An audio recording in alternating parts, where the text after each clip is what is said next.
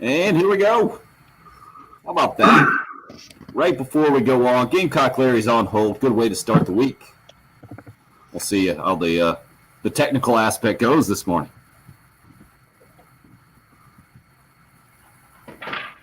How about that? What a whooping.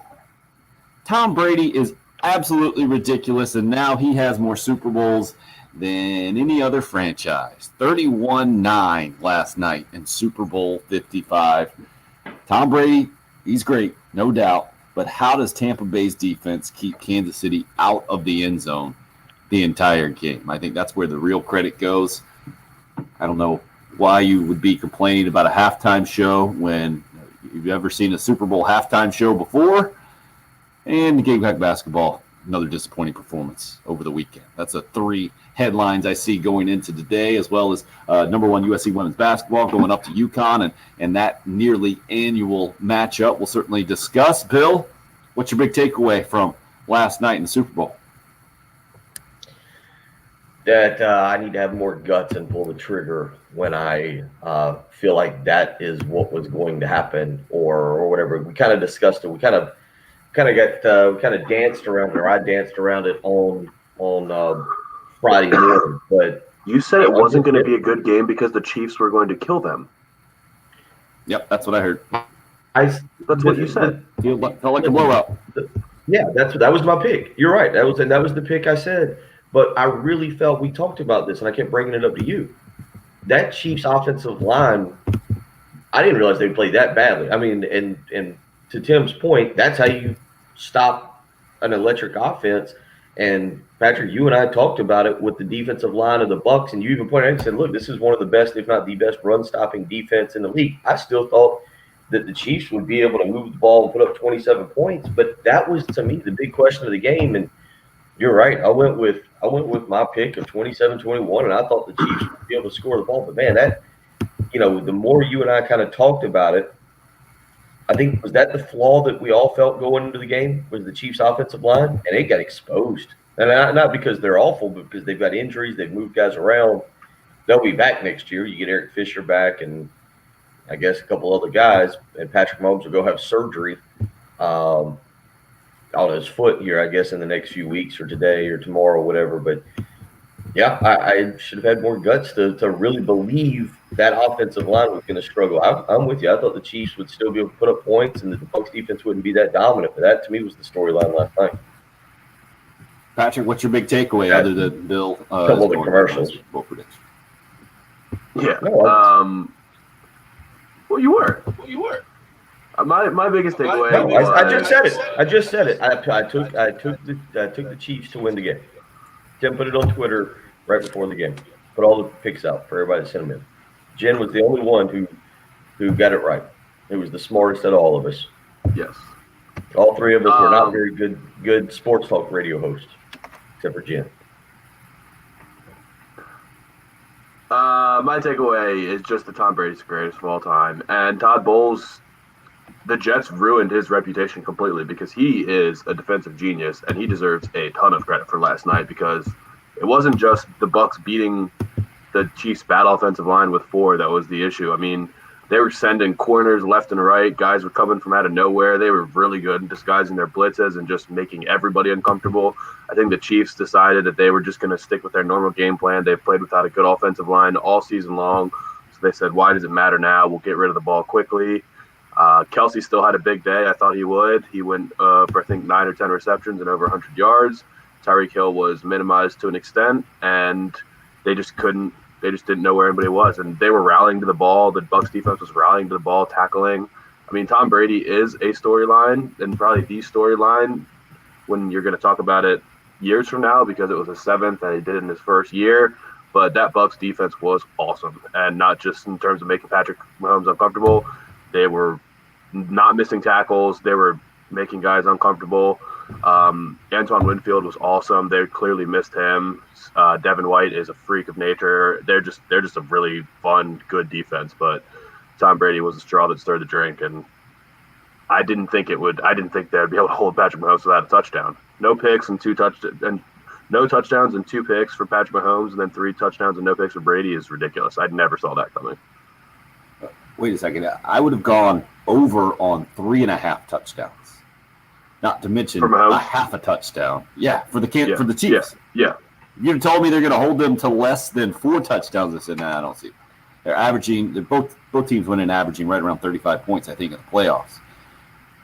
What that Tampa Bay defense did is absolutely incredible. It started with the pressure up front, no doubt. And Patrick, you read the stat, I think, last week.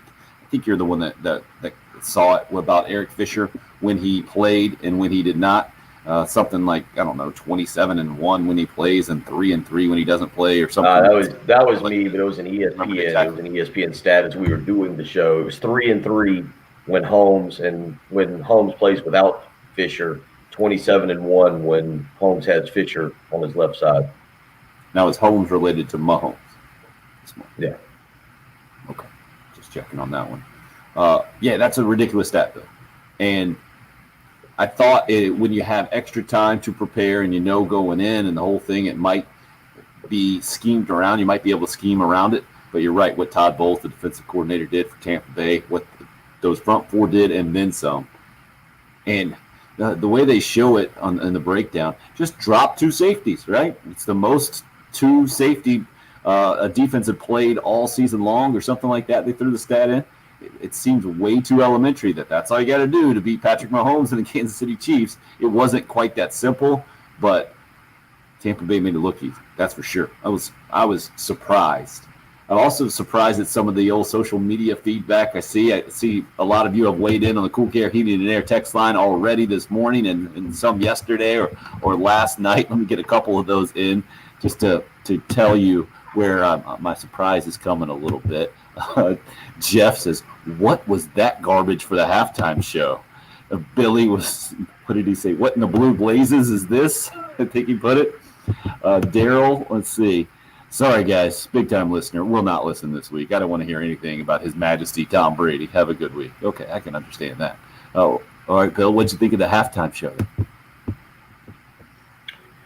I thought it was good. I don't think it was great. Like, I wasn't disappointed. I guess I realized halfway through, don't know as many of the weekend songs as I thought I might. Like, I knew about 3. And there was, I don't know. Like, I guess given some of the issues that they were going to have with distancing and everything, it was what it was. But I didn't think it was bad. I thought it was all right. Patrick, what about you? I mean, there were weird parts. Whatever the guys that were dancing on the field with those, I don't know what was on their heads. That was strange. But when there was, I don't know if you guys even saw, there was like rumors that The Weeknd got surgery and changed up his whole face months ago, and he was wearing, because he was wearing, there's videos of him wearing that exact same thing on his head. I guess it was an award show or something. I don't know. I don't follow The Weeknd enough, but I mean, it could have been worse. It was people were tweeting they had motion sickness. I mean, I don't know. It was just bright lights. It was cool. I thought the stage was cool. And his songs were fine. Like, people, if you hate The Weeknd, I mean, you weren't going to enjoy the show. But I think he's fine. I didn't think it was as bad as it was advertised. He didn't lip sync, and he paid millions of dollars out of his own pocket to make that show good. So, yeah. I mean, respect to him. $7 million, is that what? Out of his own pocket, yeah. What? Yeah. Unbelievable. Jen, what did you think of the halftime show specifically there with The Weeknd? I think I recognized like 3 or 4 songs. I was watching it with my 7-year-old and 5-year-old. They were just happy to be awake, by the way. And they knew some of the songs. They thought it was the greatest thing of all time. So I'm a little skewed, maybe. Yeah, no, I thought it was great. And, certainly didn't have to worry about, it was family friendly. So you didn't have to worry about anything, and I thought the lights and the presentation was good. I mean, for everything that you had to do, to protect as far as the pandemic was concerned, I think they took all of that into account. I do think that athletic supporter came to mind when I saw the whatever was on their heads. But aside from that, I enjoyed it. I thought it was pretty good. Welcome back, Jen. Craig hits us up on the YouTube live stream this morning. On the Facebook Live, Perry says the dancers were wearing N95 jock straps on their heads. Well, that was just for the masks, right? That was their way of getting around all the protocols, I would imagine. I don't know. I think The Weeknd was wearing the exact same thing a couple weeks ago, and I don't know if they're related. There was a weird thing with him getting his face reconstructed, and then people thought he actually got surgery. I don't understand any of it. I can't. I gotta admit that's where I join you. I don't know. Yeah, but we're I know old, about Bill. the Patrick's weekend. 25. He's supposed to know what's going down. I would have never called myself a the Weeknd fan. We were trying to listen to Weeknd songs to get us pumped up for the game, and then that lasted about 15 minutes, and I was like, all right, well, I'm out. I don't know anything else. So Yeah. we've played the Did hits. try to get the Weekend music in on the Friday show, and then power failure hit from downtown Columbia. I don't know if those are unrelated or related or not. A bunch of you continue to weigh in on the Cool Care Heating Air text line. KT from Lexington. I'm not a Tom Brady fan, but if there are any doubters that he's not the best quarterback to play the game, put an end to that discussion last night. Oh, and if y'all missed it, Team Ruff won the Puppy Bowl 17 with a last-second touchdown. Great show on Friday. Let's do that more often. KT, we will not be going to noon more often, I don't think. We will try to have great shows more often. I don't know if we'll succeed in that. Patrick, did you watch Puppy Bowl 17? I did not. I couldn't figure out how to get it on with streaming. I'm a cord cutter, and I don't know how to do that anymore. So when you can't just flip to the channel, I couldn't figure it out. And there was lacrosse on all day, so my pregame experience was spent watching UNC Denver and Duke Robert Morris. Bill, Jen, anybody catch the Puppy Bowl? Nothing? No, it was nothing. No. I Saturday afternoon, I got very excited with the way the waste management appeared to be shaping up. And the only disappointment yesterday was the awful news, the sad news that Saturday afternoon, Justin Thomas's grandfather had passed away, which obviously affected him yesterday because he was there in the mix. But Kepka with a win. You had Shoffley challenging him down the stretch with Kepka chipping in. I think was it 17? I think 16 or 17. But really fun. Yeah, I mean, you had a lot of fun names. The Jordan Speed. Rory was kind of hanging around. Shot a 64 yesterday. John Rahm, Justin Thomas. Yes, they shoot 72. It was kind of disappointing for him just because he was right there in it on Saturday afternoon. Matty Neesmith hanging around, shoots a 66 yesterday. So no, I made a grocery store run early on, and man, the food is expensive. Nice, good food. Patrick inspired me, and you laugh like I'm well aware of what food costs at the grocery store, but like one of those things, like I was like, oh, Patrick's really going out of his way to, not just buy, pre-made dip and to do this and to do that. And I was like, yeah, I think I'm going to do the same. I'm going to kind of, and anyway, that trip got away from me very quickly. But then other than that, got back, got settled in, and got the golf going. And that was a fun day of PGA golf leading up to kickoff last night. Yeah, it was got into a little bit too.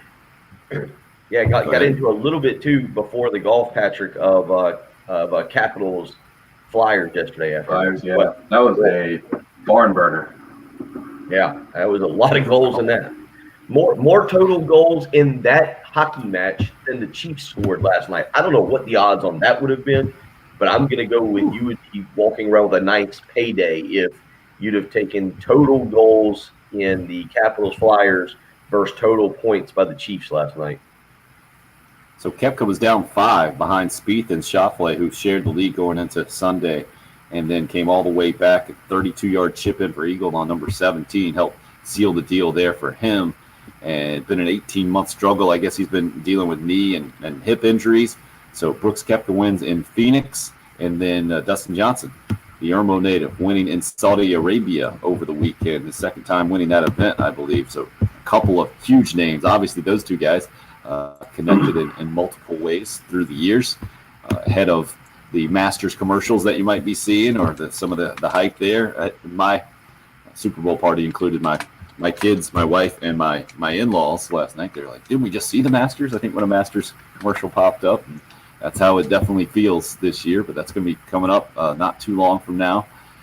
And I'm happy to see both of those guys win because it's good for golf. I was thrilled to see Jordan Spieth play well. Xander Schauffele, another massive name in golf. Good to see him at the top of the leaderboard. Good to see it come down the stretch like that. It's good to see former Gamecock Matt Neesmith have the lead early on in this thing, and he finishes strong, 16 under, tied for seventh, $229,000 in Phoenix this weekend. So good for him there. Not good for Gamecock men's basketball. Bill, quick synopsis on Mississippi State to get us going as we start off the program. 803-404-6100. By the way, if you would like to join, 75-59 the final score. Mississippi State relatively easily over Carolina on Saturday afternoon. Yeah, I realize it's bad radio, but my quick synopsis was you there on the live stream just throwing my hands in the air being like, I don't know. I mean, what was it? They took the lead for, is it 48-47, and then it was Mississippi State on 21-4. What, oddly enough, just going back, I'm gonna have to go back here shortly and just kind of go back over the box score because it feels like that game was about 2 weeks ago. Like so much I feel like happened between golf and then Super Bowl yesterday with more golf, the hockey match, the halftime show, the commercials last night. I feel like that basketball game was 2 weeks ago. I can barely remember it, but I don't know what team they take a 1-point lead, and I think it was a 21-4 run. Mississippi State goes on, if I remember my numbers correctly from the game on Saturday, that just wiped South Carolina out. Yeah, definitely something like that. DJ Stewart leads the way with 29 for Mississippi State, and not pretty. We'll continue to discuss. Interested in hearing your thoughts again. 803-404-6100. We've got the live stream up and rolling, 3 different spots: YouTube, Facebook, and Twitter this morning. You can find us on the official station handle at 1075 The Game on Twitter there. Just search for 1075 The Game on Facebook or YouTube. Definitely subscribe to the YouTube page to make Patrick even more happy this morning. Great to have Jen holding things down, producing in the Herndon Chevrolet studios in downtown Columbia. And on the live stream this morning, you're listening to the early game. It's 1075 The Game.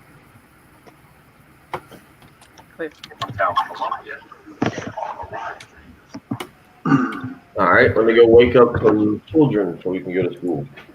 English. Attaboy. And get coffee. Oh, yeah. 248 is the subscriber count. Decent. What's that, 248? 248. Nice. Most unimpressed YouTube subscriber number guy ever.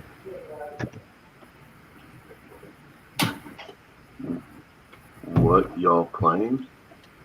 And from the Shepherd's Glass Traffic Center, Shepherd's Glass, a true reflection of quality. ShepherdsGlass.com. Greystone Boulevard at I-126. The only accident out there to report at this time. And weather-wise, not too bad today. Going to be cloudy and a high of 57. Few showers tomorrow and Wednesday. 64 for the high tomorrow. And right now, we are looking at clear skies, 34 at 107.5 The Game. Getting a real ID is easier than ever online at scdmvonline.com. On October 1st, 2021, you will need a real ID and a card with access to all facilities. Get your real ID. Jen, everything all right in there? Yeah, I wasn't hearing the traffic bed. I've got it in queue right now, and I'm not hearing it. Interesting. Is that all the hotkeys then, probably? That's kind of what I'm wondering.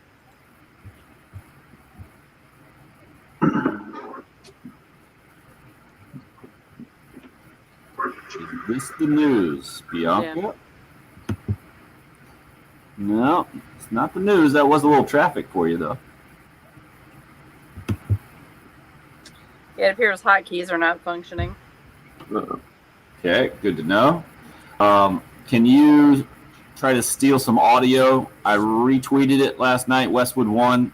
Okay. Kevin Harlan's call of the guy on the field, the fan on the field. It's pretty hilarious. That was a good call. Did you see the video of it? Yeah. Did not. You can tell me about it on the show. Assuming we can actually play the audio. Has anyone checked on Belichick this morning? That's a good question.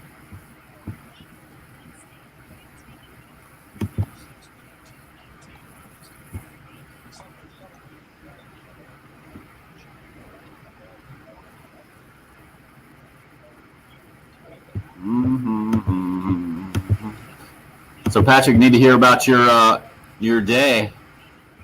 When I saw Wild Turkey before 3 p.m. Whoa. Strong move.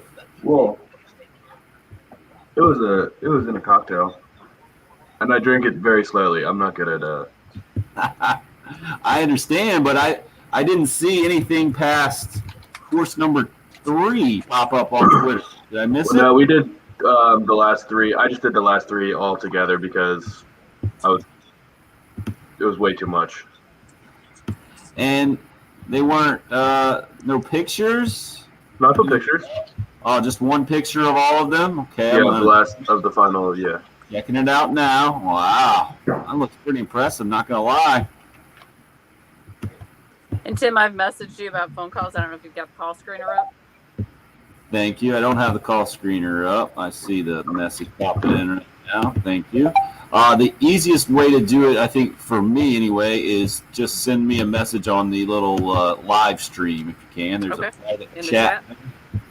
Okay. But I'll take it anyway I can get it. Whatever. If that's easiest for you, that's cool. So I see Gamecock Larry, right? Yep.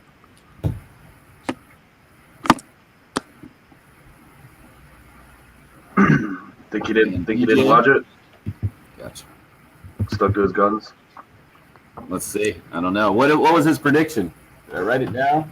He said Brady would take Mahomes to the woodshed. It's true. I think I might still have it written in here. Or come back in.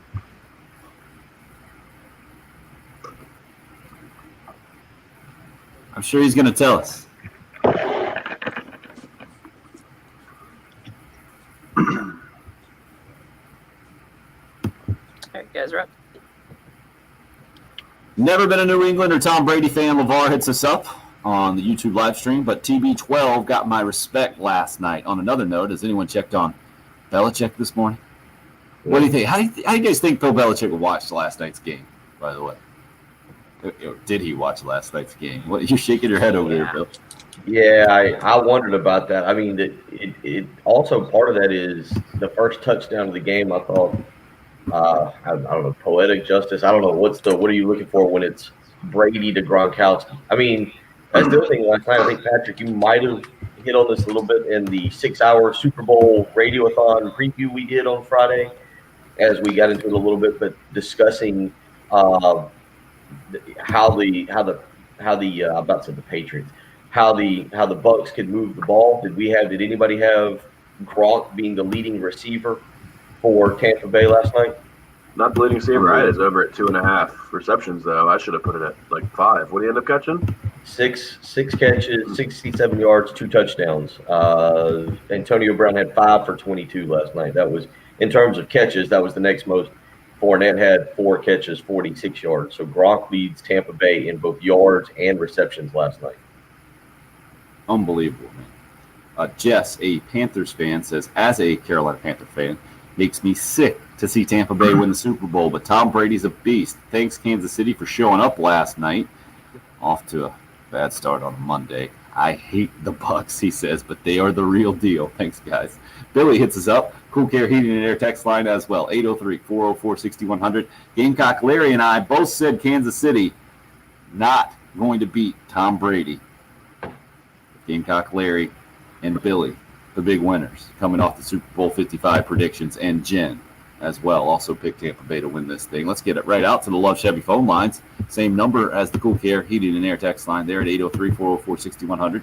Gamecock Larry, our favorite 86-year-old caller, gets us started off on the post-Super Bowl show. Gamecock Larry, what'd you think?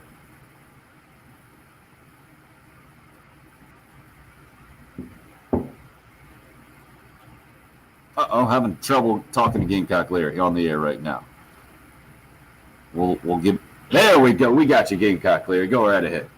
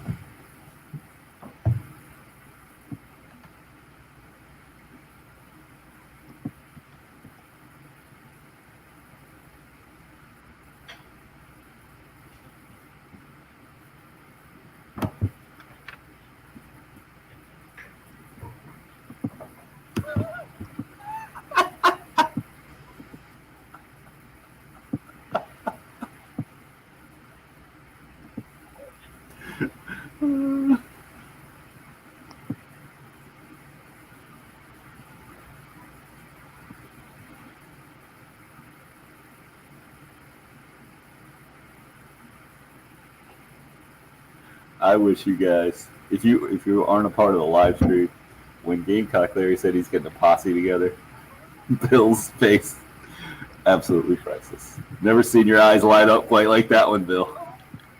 Sounds He needs one though. If he's taking on the whole sounds Legion deal by dangerous there. himself. There's a lot going on in that whole thing there. I knew he was going to watch the game. How about that? He's told us he hasn't watched pro sports in years and years and years and decades, I think. He snuck it in last night. At least he admitted it. And I think he's happy he's right. If you would have told me Gamecock Larry's prediction, Tampa Bay minus 17, how much money could he have made going into this thing with the final 22-point spread, 31-9 whooping yesterday? Unreal. Bunch of you weighing in on it as well. Chris says, morning, guys. We going another 6 hours a day? That'd be nice. Go get no, definitely not going another 6 hours a day. Well, at least that's the plan. But the plan wasn't for the power to go out on Friday either. T hits us up, says, not only did Brady make history last night, suck up the first Mr. Irrelevant to play in a Super Bowl and score in the game, also, obviously, to now be a Super Bowl champion. Yeah, I think all Gamecock fans pleased for Ryan Suckup. I retweeted my buddy Travis Haney talking about how he was thrilled for Ryan Suckup winning a Super Bowl. He was right there in the Tom Brady post-game reaction when they had the new camera in there on the field with Brady giving all the hugs, and I think he was about maybe fourth or fifth in line on the field to celebrate Tom Brady's 7th Super Bowl championship, the first for Ryan Suckup, the second for Tampa Bay Bucks, I believe, and first ever for Mr. Irrelevant, the very last pick in the NFL draft. Pretty unbelievable stuff for sure. We're trying to keep it all in perspective this morning. Also trying to do a radio program in the process, more about the actual game, halftime show. We haven't even got to the commercials yet, Bill. I know you're chomping at the bit to do that. Gamecock basketball on tap as well. 803-404-6100. It's the early game. It's 107.5 the game.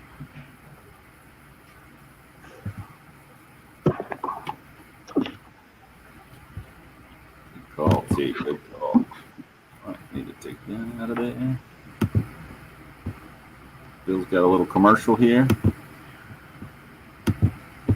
Whew, hard to believe that this time next week we'll be halfway through the month of February. We are rolling right through the month of love, although it's Love Chevrolet that I'm referring to.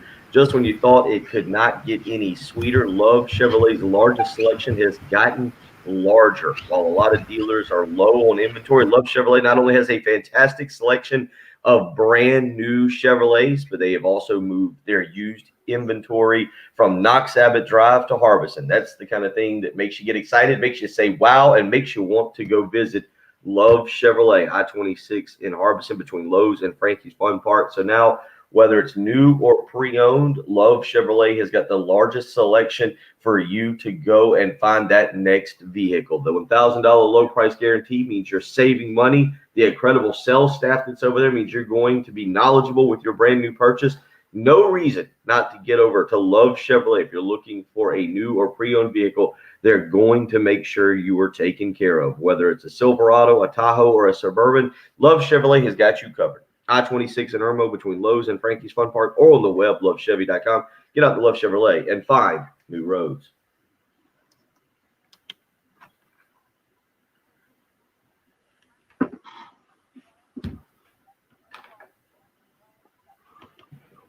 Are we not combined? We didn't combine brakes, then I'm guessing. I'm guessing you're right.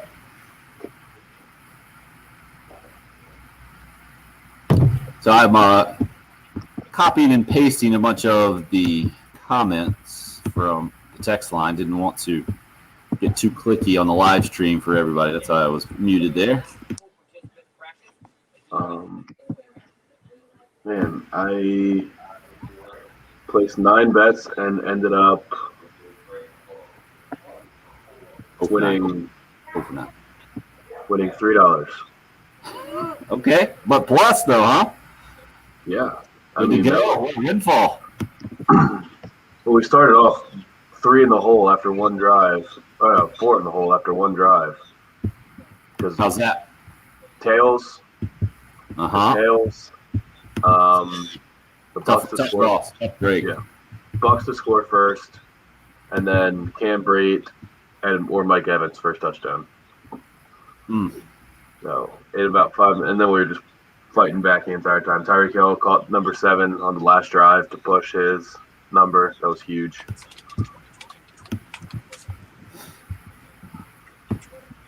So did you click on the link Max sent us from Esquire about the bandages and Yeah. surgery and the whole thing? Yeah. Yeah, so you can explain it or no? I can explain it, yeah. Okay, nice. 'Cause I'm not looking that thing up. Sorry for the clicking here.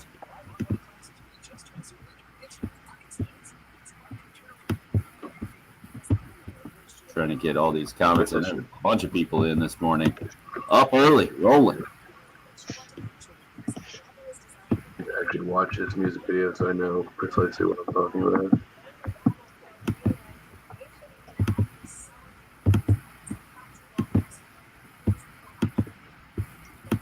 Greg Sumter.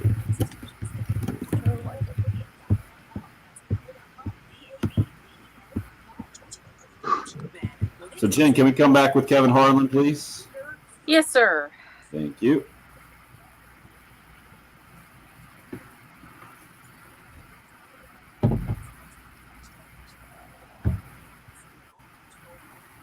Yeah, Brandon, we hear you about the Deshaun Watson trade. We've been talking about it for a while, the possibility of the Panthers getting him. Probably won't talk about that much this morning, though. Yeah, they're not going to get him. I don't think I buy it, though. Uh-oh. Everything's happening in Bill's house this morning. What? Sounds like everything's happening over there. Everybody's up? We're good. We're rolling along here. Hoping my kids sleep till about 9 or 10 this morning. Jen, how's it feel to be back in there? It's awesome. It's awesome. I don't know if I'm buying that sincerity. Yeah. So is DJ still on hold? Oh, no, he hung up. Sorry about that. I'm going to go and play this Kevin Harlan clip. Well, you can mention too, Dustin Johnson won. Is it the Saudi Open or Saudi Invitational? It was in Saudi Arabia. That's all I needed. You guys you need to listen to this, Bill, if you haven't yet.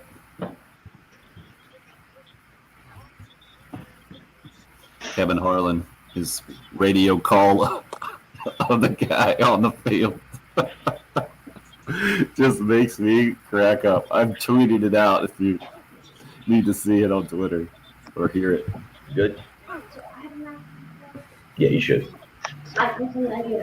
All right. Go wipe your nose, too.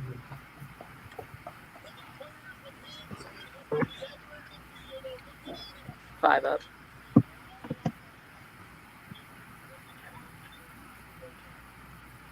The difference between radio and TV, huh? Kevin Harlan, fantastic. Part of the Westwood One broadcast. You could have heard it last night right here on 107.5 The Game. Patrick, you said you watched the video of the fan. This is in the second half. I think maybe even the fourth quarter. Yeah. You know, in TV, they always cut away from it. They never show it, so they don't encourage fans to do it all the time. I didn't know that the radio protocol absolutely threw that out the window. Kevin Harlan just leaned right into that thing. It was fantastic. Well, so I think what was the actual video there that you saw? I see social media video. Well, the guy's wearing like a one-piece women's bathing suit is what it is. That it's, I guess he might have been sponsored because there was a European woman a couple of years ago that did this during a soccer match, advertising her adult website. So it had the words of the website on the front, and this guy's bathing suit or whatever it is also said those words. So I don't know if he did that as a joke or an homage to her, but yeah, he was advertising an adult website for nobody to see, on television because they didn't show it. Possible homage. Kevin Harlan, man. If you can listen to that and not laugh, I don't know where you're coming from. 31-9, the final score. Bucks over the Chiefs. A bunch of you weighing in on the Cool Care Heating and Air text line. Anonymous Raj says, whether you like him or not, he's the GOAT, Tom Brady. We can all tell our great-grandchildren we got to watch him. Eddie says, good morning. I always love Bill's revisionist history. I think he was talking about Bill saying he he should have gone harder with his prediction that he was trying to tell No, us I should about. have made the prediction. I should have made the prediction instead of chickening out. Eddie says jock straps were on their face. Matt hit us up, I guess, with a link about an Esquire article about the halftime show and the performance. He says it's part of the performance art long play. If you don't like The Weeknd, nobody cares. It just means you're a bro country fan and don't know anything about music. Also, Tom Brady had -2 rushing yards. What a loser. So Patrick, what's the deal? Can you explain that to us? It's just the music video for the song "Blinded by the Light" that they kept playing in all the promos, and he ended the show with, is long. There's a long video attached. The music video is more of like a short film of basically just like a wild, drunken night in Las Vegas, and he gets beat up, and his face is all bloodied, and he was wearing that face covering, like I guess like he had to get surgery, and he got prosthetics on his face, and accepted awards at the American Music Awards, and did Saturday Night Live and all sorts of stuff. For most of this year, he was wearing that face wrap over his head, as I guess just committing to the bit for a short film involved with his music video. Okay, That's what I know. I'm old. I just hear that and I'm like, oh, kids these days. He's an I artist. zoned out. I You wouldn't zoned out while understand. he was explaining it. I much less trying to follow whatever had been happening. This quote from the Esquire article was what was it? It said something about, his commitment to the look shows the extent to which The Weeknd is a persona, a character, and a piece of a performance art intrinsically tied to his album. So The That's Weeknd what is I not was- a person; he's a piece of performance art. I was trying to explain it to my kids. They're like, who is this? This is The Weeknd. Like, that's his real name? No, that's not his real name. There used to be a guy called Prince that did a halftime show, Purple Rain, and the whole thing. They're like, oh, yeah, I remember Purple Rain from The Voice. Yeah. It was difficult, for Prince's sure. name was actually Prince, I think, right? Yeah, he was born Prince? No, that wasn't his real name. No. No way. Prince Rogers Nelson. Is that what it was? There are Princes out there, obviously Prince Fielder and stuff, so we got into that a little bit, but we're getting way off track. Back to the Cool Care Heating and Air text line to keep us on track this morning. 803-404-6100. Chad says, grew up in the era of Joe Montana being the benchmark, and it's funny, he can't even hold a clear vote for Brady now. Greg from Sumter, not a Brady fan, but I pulled hard for the Bucs to score right before the half. I had a $20 square with the Bucs 1 and the Chiefs 6. Also, would have been great if the Chiefs would have scored right at the end. Yeah, unlucky there. 31-9, the final score. You were close. Very, very close. Soda City Mark. Well, what would have been worse, Greg, is if they would have scored the touchdown and then gone for 2 and kept you off that 6, right? It would have been 31-17. If they got the 2 or 31-15, I think that would be even worse. Soda City Mark says, old man took the kid to the woodshed last night, went to bed before Brady spoke. Did he retire? I would have. And that was a classic that Jim Nantz slid in there on the Super Bowl stage. At first, Brady was like, I can't even hear you, Jim. Come closer. They were socially distanced and the whole thing. He was at the edge of the stage. So Nantz got a little closer and kind of yelled at him. And at the end, he's like, and you will be back. Is that right? And he's like, oh, yeah, we're coming back. There was no doubt in his mind. And I know you guys had mentioned it, the possibility of Brady winning it and riding off to the sun in the sunset. You're not surprised that he's coming back, are you, Patrick? No, I would have loved it though. Bill, what about you? Surprised that Tom Brady is, as already said, he's ruled out the possibility, not even playing drama queen, and he's going to be back. I mean, as long as they're a Super Bowl contender next year. I mean, the Chiefs aren't going anywhere. The Bucs, as long as they pretty much keep that unit together for another year, they're a Super Bowl contender. I don't know if you're going to throw the Rams in there. I'm trying to think of the top 4 or 5 teams for the Super Bowl next year. I guess the Packers, maybe, as long as they don't do anything crazy with Aaron Rodgers, maybe they actually, if they got a first-round pick, if they actually spend it on a player that could maybe help them this coming year, you probably throw them in the mix. You're going to throw the Ravens in there, Bills. I got the biggest odds right in front of me. The Bucs were 9-1, I think, going into the Super Bowl to win it next year, and there's a drop now to 7-1. But the Chiefs still positioned as the favorite to what I'm looking at as of 11:30 last night, 6-1. Got Bills, Rams, Packers, Ravens, Saints, 49ers, and Seahawks at the top. I mean, the Bucs are going to Other lose a lot. That is going to happen. I mean, Chris Godwin's a free agent. Shaq Barrett's a free agent. Levante David's a free agent. So two of their best defenders. And Dominican Sue, I'm pretty sure, was on a 1-year deal. So, I mean, they're going to have to figure out who to pay. And I assume they're going to go with Godwin and Shaq Barrett. So, I assume Levante David, the quarterback of their defense, will be gone. I'll be interested because we all agree with the Bucs. This was a play for win now. Like after Brady, it's a complete rebuild, right? Like it's you got Gronk's going to be gone, Antonio Brown's going to be gone. You just mentioned those guys. Sue's an older player, so I wonder if they're able to find a way to re-sign those guys for one more year and tell the younger guys that you just mentioned, hey, hang in there, your money's coming. And then we're going to take care of you because all these guys, they're going to have an exodus of guys like Gronk, of guys like Brady. I can see Sue, where Pierre Paul, I don't know what his contract situation is, but for a large part, yeah. But I don't know that it's a full rebuild. They're not going to blow the thing up. I mean, their secondary is all first and second year players. Like, I don't think there's a single guy in their secondary that started that's over 25 years old. Devin White is still on a rookie deal. Shaq Barrett's probably going to get a long-term deal. Chris Godwin's probably going to get a long-term deal. So you have him and Mike Evans.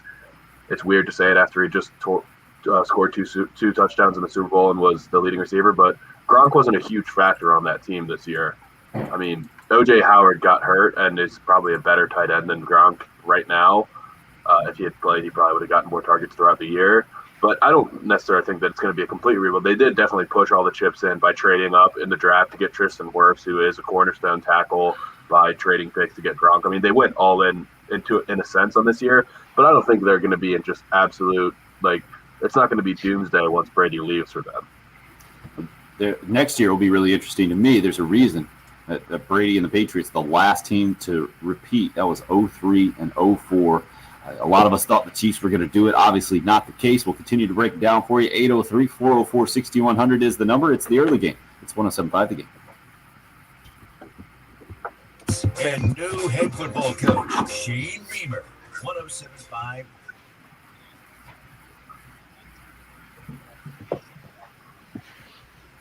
Looks like Bill's scrambling for a script, maybe.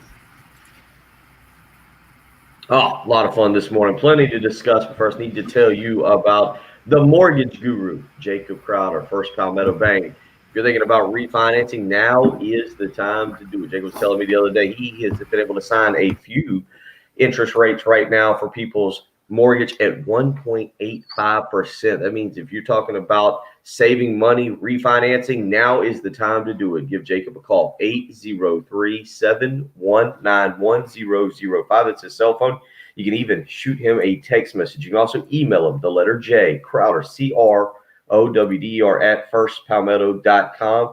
Again, he's the mortgage guru for a reason. See what he can do for you and your family. If you're thinking about purchasing a home or if you're thinking about refinancing, don't wait around. These interest rates are not going to stay this low forever. You need to make the move today. 803-719-1005. He's the mortgage guru, Jacob Crowder with First Palmetto Bank. From the Shepherd's Glass Traffic Center, Shepherd's Glass, a How you true coming? reflection Brush of your quality. teeth? ShepherdsGlass.com. Okay, have you got your water We have a bottle? report of an accident, Unioner Okay. Road or Drive, that is at Longspond Road. Also have a report of an accident there at Jackson at St. Mark's. And I-20 westbound, mile marker 76, a report of an accident there. Weather-wise, supposed to be pretty nice for the next maybe 24 hours. Cloudy today, 57 for the high. Few showers rolling in tomorrow, 64 for the high. It is clear. All right, Chilly 34. let's sit right here. The game. Austin's got a stat from last night. Oh, yeah? Nice. Let's hear it. What was the stat? Now all 31 points that were scored by the Buccaneers, those people were not on the team in 2019. All the 31 points were scored by people not on the team. Nice, Austin. Look at Good you, stat. man. Good stat. We'll get that in on the show. Give you credit. we might want to verify that. But was Suck Up not with him last year? No, that's correct. Yeah. So wow. So, now you got to actually listen to the show on the way into school so you can hear your stat. All right? Is that a deal? Yeah. All right. Thanks for educating your Go dad. for it, getting ready. Get some more water on the back of that hair, man. Yeah, we're gonna have to do some combing here in just a second. All right. I mean, I can't say anything. I wear a hat every morning, so I understand, Austin. I'm just saying. Yeah, well, he ain't wearing a hat to school. Let's see what else do we got on the live stream here. Donnie, I hear you. It was more than just the D line, though. That's the thing, man. Yeah, It was. go ahead, but there's one bar so far. You got that. Yeah, I think you're good. Travis, no doubt, man. Yep. Same sentiments. St. Mark. I was looking up what Waddy hit us up with here. John Franklin III, is he really on the roster? No way. What? Maybe on the practice squad? I don't see him on the roster. We need some verification on that.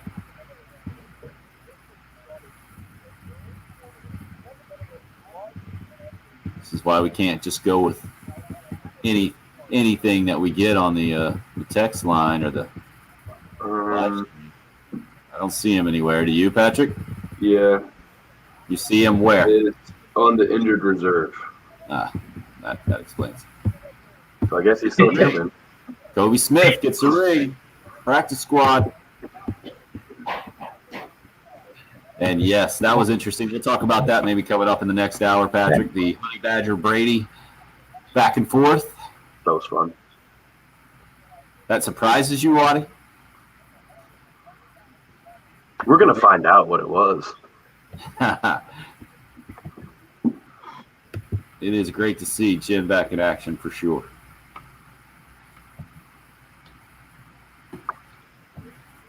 Jen, I assume we'll have very little time coming back.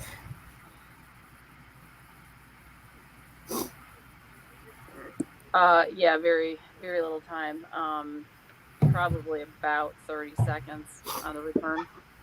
I can just sign off now and get Tom so Tommy can boot up. Well, I can go ahead and do that if y'all want. That way I can go ahead and. Oh, that's true. Tell Tommy to hop in on Bills and Number 6. We'll do that. Okay. All right, I will do that right now. You can put me backstage, and I will see y'all shortly. all right. All behind the scenes, just huge today on the live video stream. Tommy Moody about to make an appearance. Well, you can hear We're him just maybe recording talking some stuff. in the background. Yeah. All right, if you're so. Are you guys ready? Yes, I believe the Honey Badger Waddy that Tom Brady told him something that he can't repeat. That was intense. Huh, Patrick, the back and forth? It was awesome. I Hey, Bo. love that they were just kind of playing tag. Like Brady chased him, and then Honey Badger chased him back and got flagged. And then after he got flagged, Brady chased him back 10 more yards. Super Bowl. It's the biggest game of the year. Gotcha. All right. Plenty more coming up. Hour 2 on the way.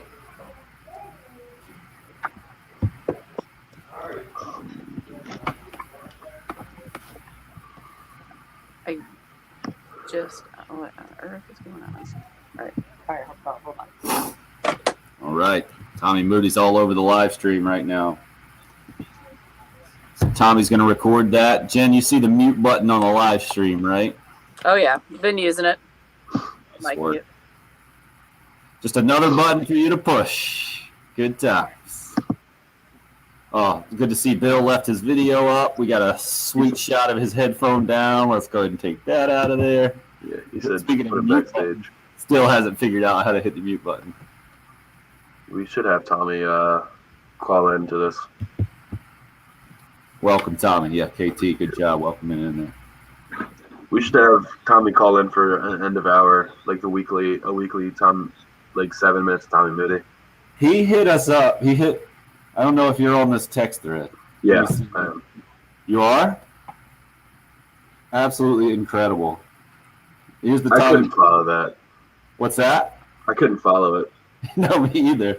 So he says, I think these are correct. No team in Super Bowl history in the 54 games going into this weekend's game has ever scored 2, 11, 12, 15, 18, 22, 36, or 40 points. And some higher, of course. The average final score of the first 27 Super Bowls, 30-14. The average of the second 27 Super Bowls, 30-19. The average of all 54 is 30-16, yet only one of the 108 scores has been 30 points in the Super Bowl. That is a lot of numbers. He also texted me because he was trying to figure out if I was going to be in studio today. Right? He sends his texts and then just signs off with, if Jen will be back, let me know and I'll forward this to her. Thanks. Enjoy the game. 34-27 Chiefs. Hope I'm wrong. Wow. Just squeeze that in there. Yeah, when is your cooking show going live? So you had to be pretty pleased. Those first 3 courses anyway, especially, look good, man. I was most happy with the wings for sure. The wings came out beautifully. Okay, we gotta hear more details. We'll do that on the show, the actual show though, coming up here in a second. So Bill's taking his kids to school. So it'll be me, Patrick, and Jen here for about what are you gonna go over under with Bill? 7:32 when he's back? Yeah. What we should really do is he should just go after the 40 segment, and that usually would buy him an extra like 8 minutes, but Yep. But I don't think it helps if he gets there that early, maybe. what time does school start? I don't know. Way too early, apparently. Obviously, they're up already. Travis, good call. You see what he said, Patrick? Tommy's coming in to find out who was digging through his desk. Jen, you missed that on the live stream. Or did you catch that? Patrick gave a tour. I think it was right before you came on with us on Friday. She's not listening, I guess. In the studio. Anyway, I was like, just give everybody a tour. I think some people were surprised, let's put it that way, about Tommy's desk and the contents thereof. I do wish I could flip around the camera. It would have been a much better tour. We still got you on mute on the live stream, yeah. She's not listening. Oh, she's actually working. You're right. She's doing the I don't know. traffic updates. She works a lot more than you do during the live stream, clearly, Patrick. I'm extremely efficient. Efficiency is key. Yeah. Let's see. Now she has a minute to catch her breath. Yeah. All right. Nice job, Jen. I do those immediately after the regular traffic report, so then I just don't have to think about traffic again. Gotcha. She's getting the most up-to-date traffic reports for the people. Traffic for Patrick's for the people. Not for our people. For the OMG people. WOMG people. For the people.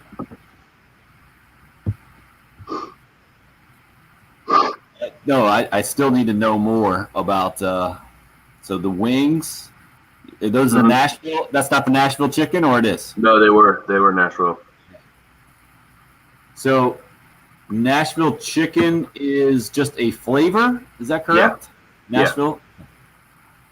I think it's not. I think it's not necessarily known exactly what it is or what the original is.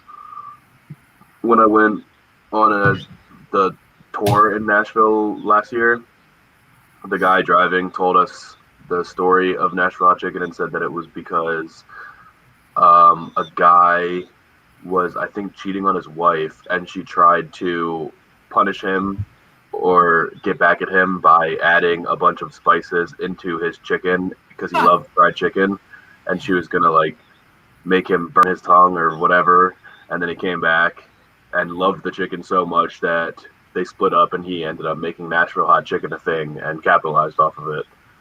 So, great story. I don't believe hardly any of it, but great story. It can't be true. They were like, yeah, he got rich after that because he stole his wife's recipe. And great story. Did you bring the wings? Brian. Right. Oh, that was an actual typo. No, I soaked him in buttermilk for a day. Wow, strong. Now she perked up. Now she's in. Yeah. Brine is just a salt water thing that I think tenderizes the meat a little bit. But no, we did buttermilk. It was fantastic. We still got you on mute on the live stream, Joe, if you can hear us there.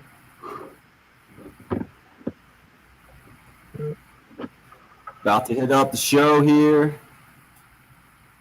Is Jen on the phone? She's probably trying to work this thing out with Tommy. She is. Oh, yeah. Yep. She was doing the old timey clip of the day, trying to figure that out. You okay, Jen?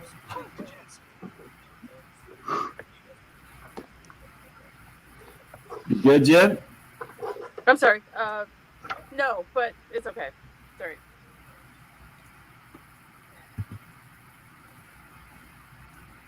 All right, patting you guys up. And Patrick and Jen, and Patrick's coming off a triumphant Super Bowl spread where the Nashville chicken wings, Nashville hot chicken wings, is that how I got to put them? Or you don't even say chicken wings in this, right? Or do you? No, I mean, you do. I was initially not planning to do wings. I wanted to do boneless because everything was just, I wanted to not use my hands and get my hands dirty, really, while I was watching football. But we went to the butcher shop, and wings was just the best option. That was Jen, such that a made Bill you- wine. Yeah, That was I mean, there, Kindred Oh, I Spirits. get my hands up. I wanted to just have a big plate in front of me and just be able to use a fork and just not have to get up from the table and stop watching football at any point. But it worked Both out. you guys. I think Jen, the wings were better. maybe you and I were similar. Bill gave us some wandering detour in hour number one about being inspired by Patrick's menu and going on a grocery store run that got him off track. And we never got any kind of conclusion out of what food he made or anything else. I went to the store on Super Bowl Sunday. I got what was on my list, some birthday items. My 8-year-old is 8 today, so it was a big day at my house. We had to prepare for that. And then I got one package of frozen boneless wings.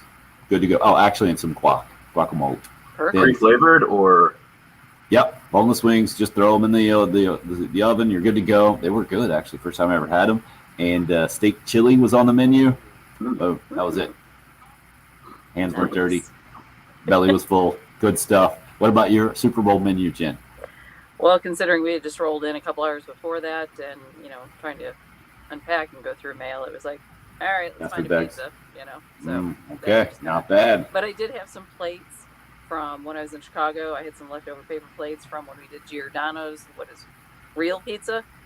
So I didn't have really real pizza, but I had it on a real pizza plate. So, Oh, shit. Oh, boy. Giordano's over Luminati's. Just different. And I still go thinner on the crust, even though I know you're supposed to have it thick. I just, Yeah. But, I kind of prefer Giordano's over Lou, but they both don't suck. Those are the competing Chicago Yeah. pizza joints for those that don't understand. I've never been to Chicago. I just know those two places. Yeah. You're a cultured man, Patrick, and your pictures on your Twitter yesterday @_Patrick Perrette also proved that at least the first 3 courses. Then the last 3 courses you did with one picture. Give everybody the breakdown of what you went with and how. Yeah, well, we have a ton of leftovers. We were planning on doing 5 courses, but I was getting self-conscious about not having enough food. So the night before, Saturday night, I just went to the grocery store and got stuff to make buffalo chicken dip. So you could never go wrong with that. So I just made a basic, easy buffalo chicken dip. And then most of the credit goes to my girlfriend. She did most of the cooking. She bought lump crab meat, and made a really good Maryland crab dip that we got some pita chips with, like really fresh, good, phenomenal pita chips. Some huge jalapenos that she cut in half and stuffed with this bacon cheddar cream cheese, and we crisped some bacon on top of that. Those were awesome. No frog You eyes. burned them. You burned them, right? Yeah, I like them. I always want mine to be the most burnt possible. The cheese can't be burnt enough, and the bacon can't be burnt enough. So that's how I like it. And then the last 3 courses we all did together. That's what we kind of just put on the.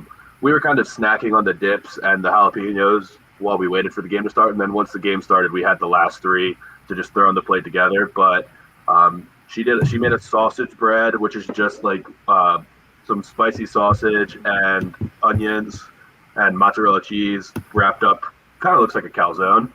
And then Brussels sprouts, roasted Brussels sprouts wrapped in bacon with blue cheese crumbles. Those were really good.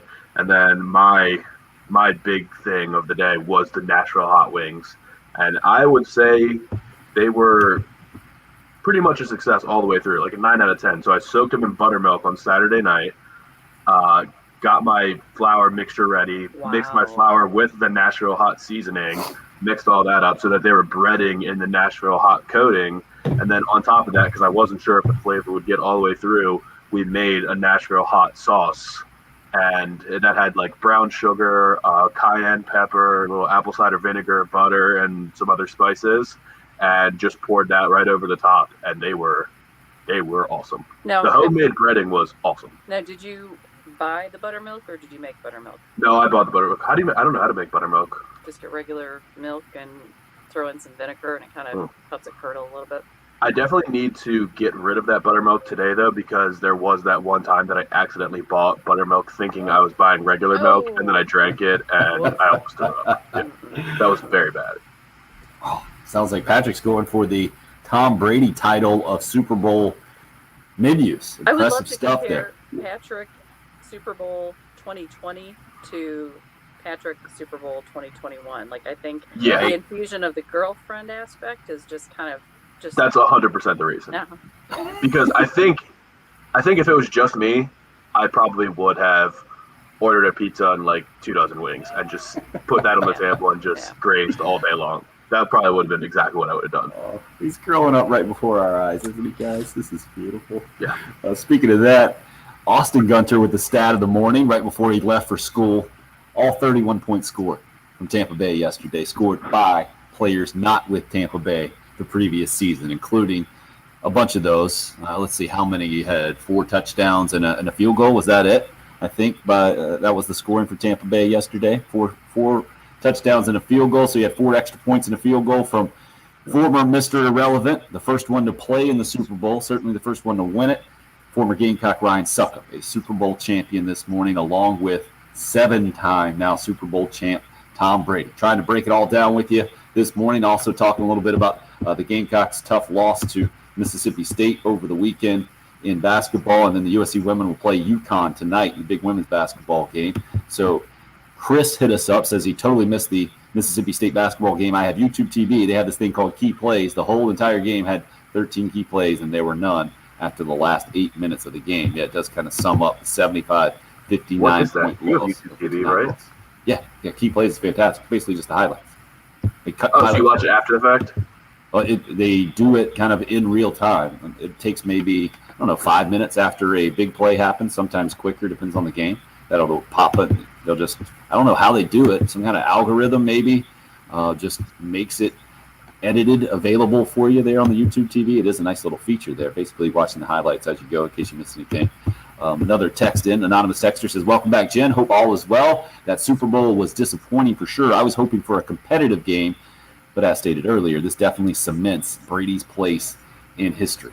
No doubt about it. He now has more Super Bowl titles than any other NFL franchise. Patriots and Steelers with 6 Super Bowls to their credit. Tom Brady now with 7. I'm sure Bo knows. Let's get out to the Love Chevy phone lines. 803-404-6100. Bo is up first with us here in hour number 2 to talk about Super Bowl 55 and the 31-9 win for the Bucs over the Chiefs. Hey, Bo. Hey, how are you? I just wanted to respond. You said that Gronk wasn't much of a factor this year.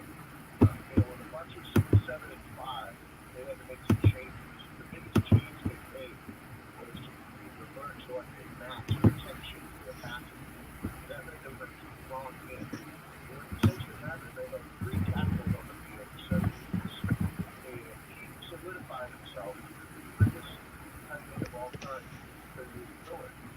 That they rewarded him yesterday. So I don't think he can look at the impact simply by catching passes. When he got to the field as a blocking tight end, and he when it comes to transformational culture, he can't replace that. He can't even put a number on it. So I think that.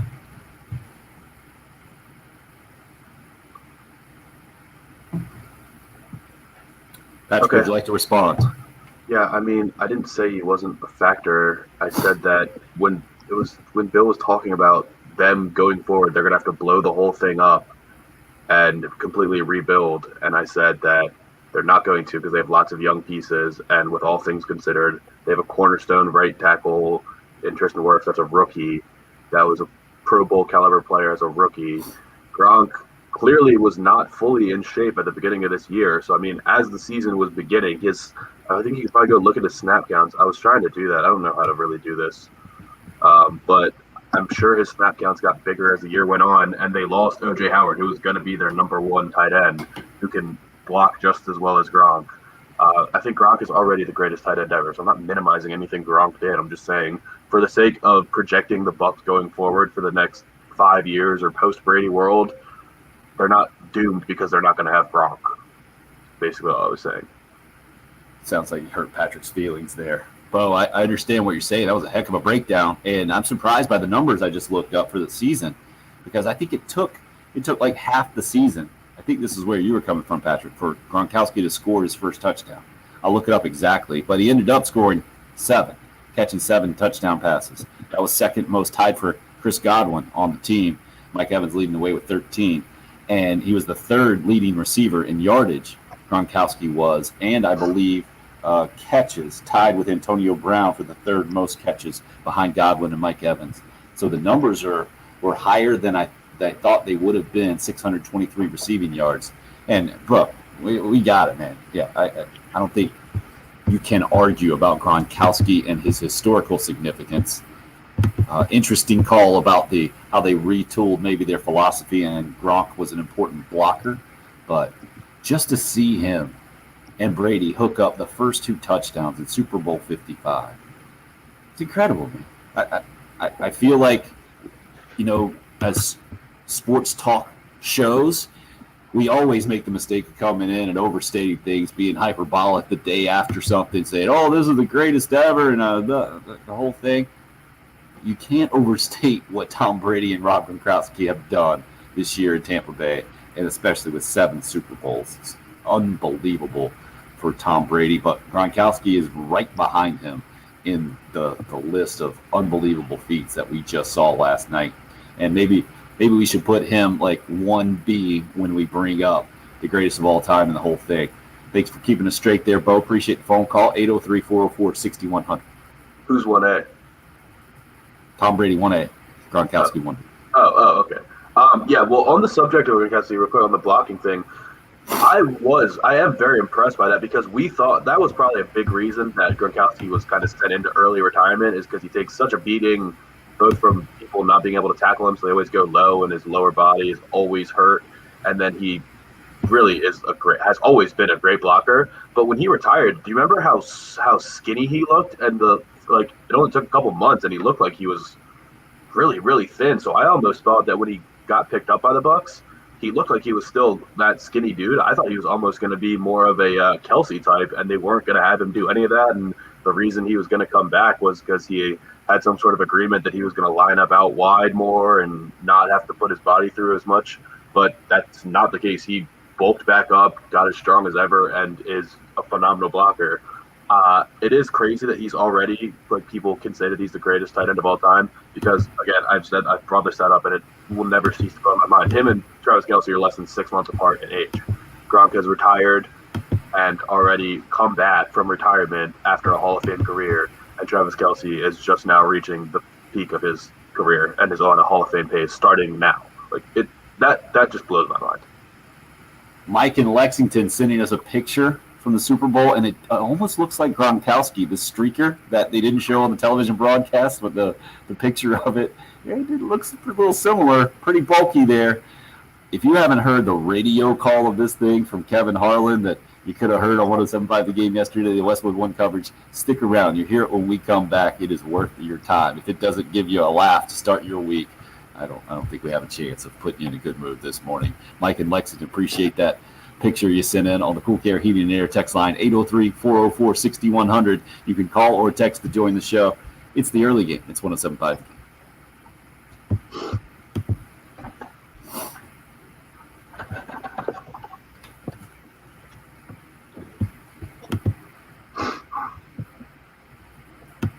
I was thinking about what Waddy is saying. I think absolutely you have to say yes, don't you, Patrick?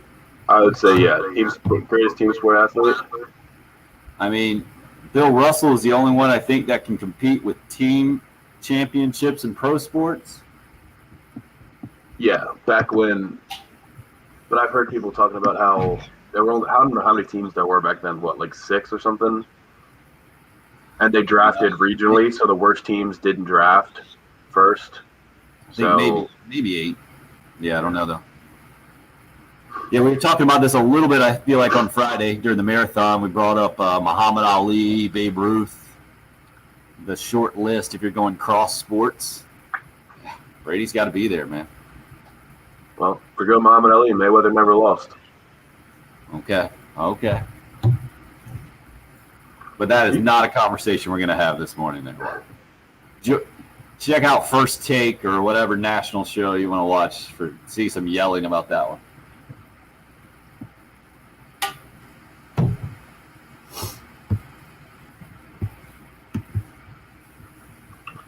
Pedro Gomez died last night? Yeah, 58 years old. Bummer, huh? What the heck? I don't think I haven't even seen a cause or anything. Just see unexpected. I don't see anything either. That is insane. Sure.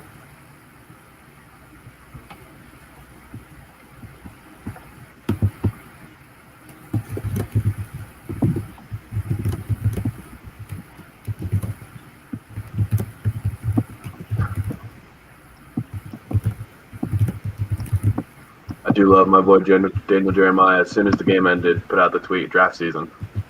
Oh, gosh. You guys have problems. That fired me out. You guys are the Joe Lenardis of football. Unbelievable. Biggie Barrow with 10 rings. Okay. Is that right? I'm going to have to check that, Walter. That just sounds ridiculous. Is that the most? Yeah. World Series rings. Looking it up. Yep. Unbelievable. 18-time All-Star, 10 World Series championships. Thanks for hitting us up with that one. It's a great one. What is this, like the 50s that he won all those? Yep, I believe so. I will. 60s? Well, 18 years. Born in 25. So let's see how long his career was. Got in the majors in 46. Played in 14 World Series. Good gosh. So did he span like 2 eras of the great Yankees? Like, I guess it just depends how you do it, but I don't know baseball history. Like, was Mickey Mantle in the middle of that, or was he later? no, Mickey Mantle was in the middle of that. And then did DiMaggio come after him? I think maybe he got both of those guys.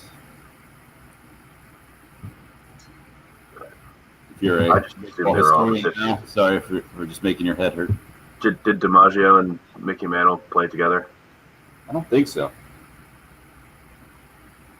DiMaggio was the one that was dating Marilyn Monroe, right? Right. So I think he was after that. That makes it right. Yeah. That was more the 60s, and Mantle was more the 50s. And I think Berra would have gotten a little bit of both, or all of Mickey Mantle, and then I think a little bit of DiMaggio. That would make sense. But not. Jen was hoping to come back with that Kevin Harlan call again, please. Okay. Yep. I'm just finishing Thank you, up Tommy's spot. Oh, yeah, Raj wants to know about Carson Wentz now. Interesting.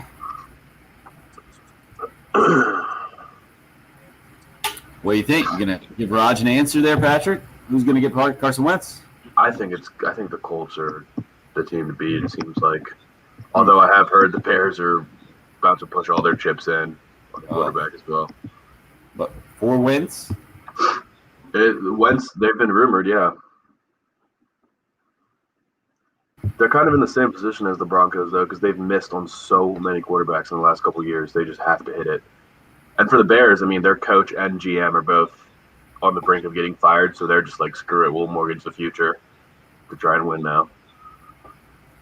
All right, about to hit the Kevin Harlan call here. If you guys have not heard this and you're on the live stream, make sure to listen to I guess you can get it on my Twitter.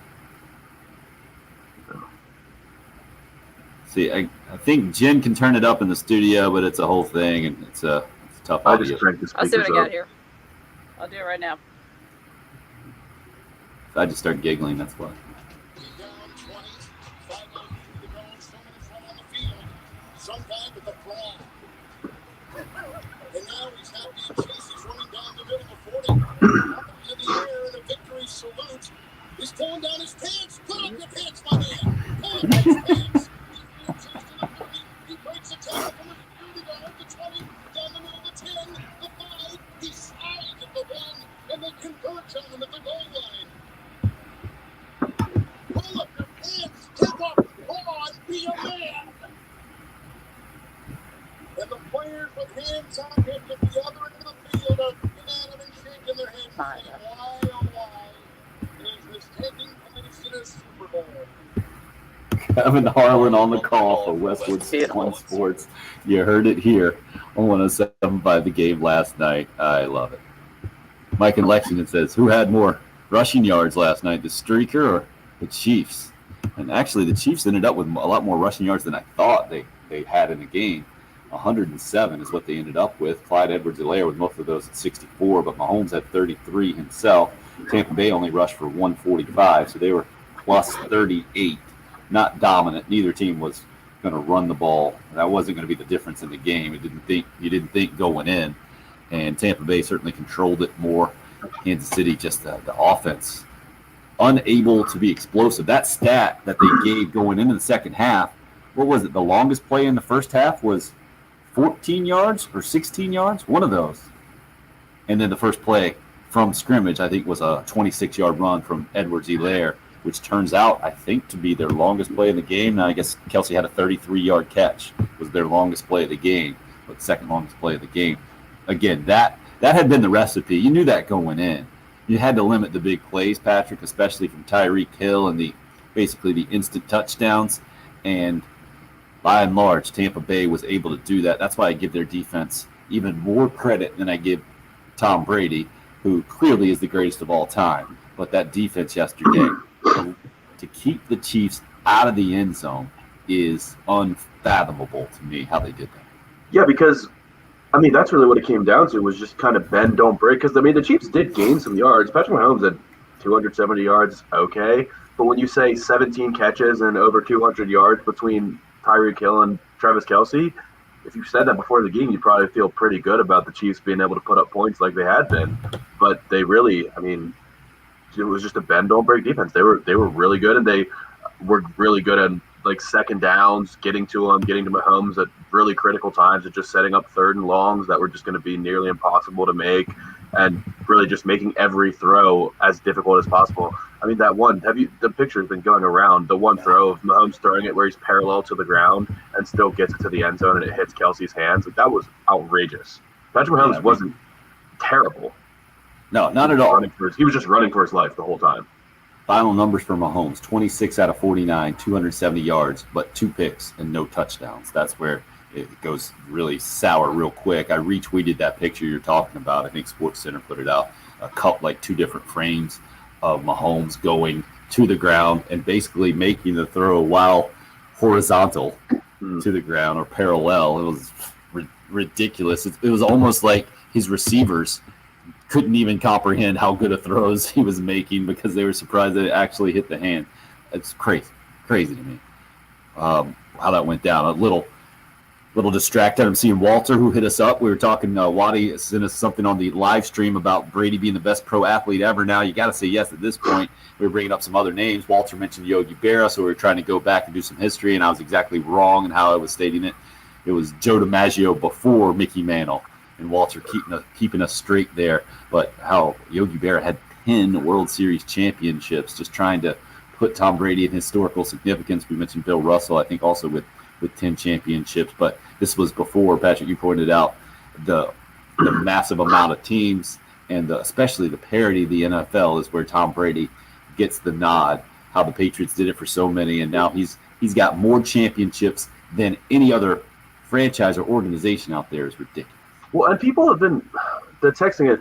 Another thing we haven't talked about that I don't think it should take long for us because I kind of feel like we'll be on the same page. A bunch of people have been texting about the refs, and that was a big conversation yesterday about how the refs were terrible and they were throwing too many flags.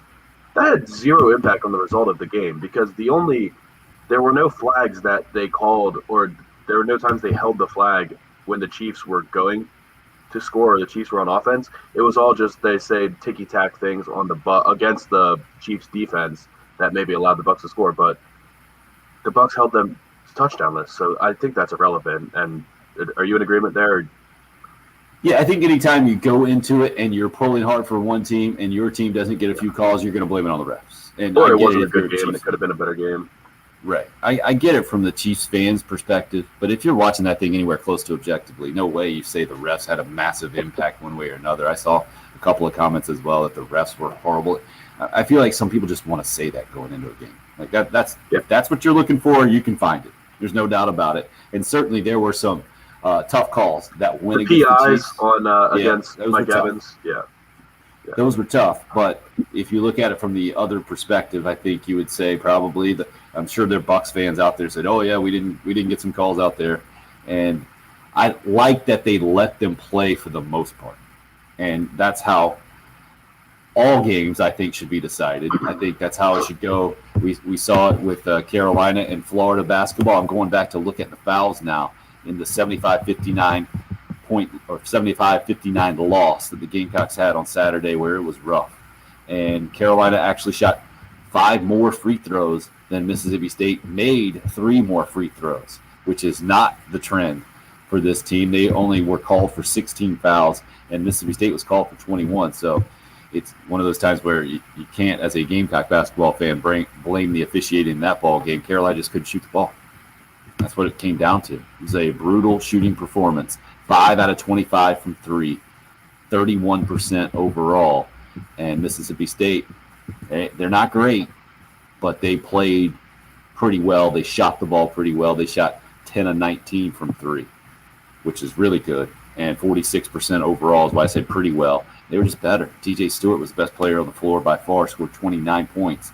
And it was a disappointing overall performance, I think, for the Gamecocks, trying to get some momentum coming off that Florida win, Patrick. That's what I saw. What about you? They're just not a good defensive team. I mean, that's not breaking news, but on ball, they are just not good defenders this year. I don't know if it's just unluckily your best offensive threats happen to not be good defenders, but I mean, DJ Stewart, that's DJ, right? Yeah. He did whatever he wanted. And you knew going into the game that he was their best player, him and the Molinar kid, who, let's see, what did he put up? 16 points. Okay, so yeah. So both of the two guys, it's frustrating when you go in and all they're talking about is these two guys score all of their points. They're 2 of the top scorers in the SEC, and you can't do anything to slow them down whatsoever. A couple guys went on Stewart. Keyshawn Bryant did a little bit better of a job, I thought, just because I guess he's got the length and can get a hand in his face. But whenever Cousinard was on him, he was getting whatever he wanted every time. And it's frustrating to see your guys getting blown by on every possession. And really, you only put together 5 really good minutes of basketball when you went on that run to make it 48-47. That was really the only good, solid stretch of basketball they played in the 40-minute game. It was maybe they might just not be a very good team, and it might be time to just kind of – Gamecock Larry sounded like what I think most Gamecock fans feel like right now. He's fully apathetic. He said, I'm not counting him out, but I'm pretty much done with him, I think, was basically the summation of what he thought. 803-404-6100 is the number. Love to hear your thoughts as we continue to roll on. We kick off the second half of the program. Coming up next here, it's the early game. It's 107.5 The Game. 107.5 The Game. The game is on. On the air. Online. That was a quick first half of the show. And from the Shepherd's Glass Traffic Center, Shepherd's Glass, a true reflection of quality. ShepherdsGlass.com.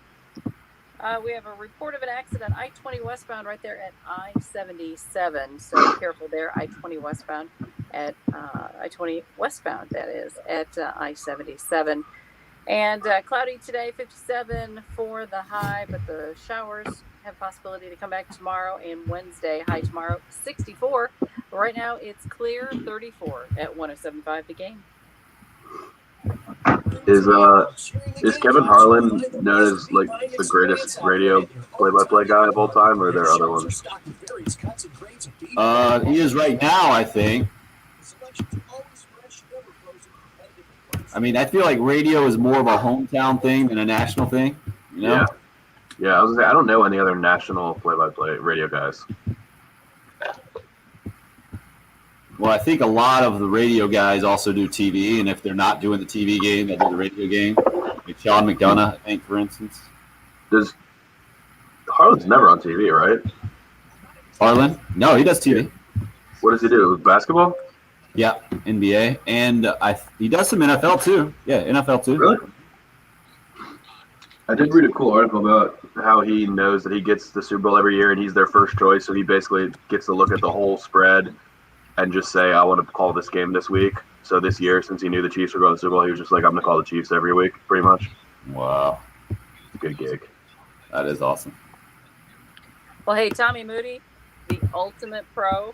So apparently he had an allergic reaction to something. So when we recorded this old-timey clip of the week that'll be airing shortly, you can tell there's something. He said, I hope it sounds okay. My mouth, my lips are swollen, and I'm on medication. It's like, Yikes. bless his heart. Powering through, man.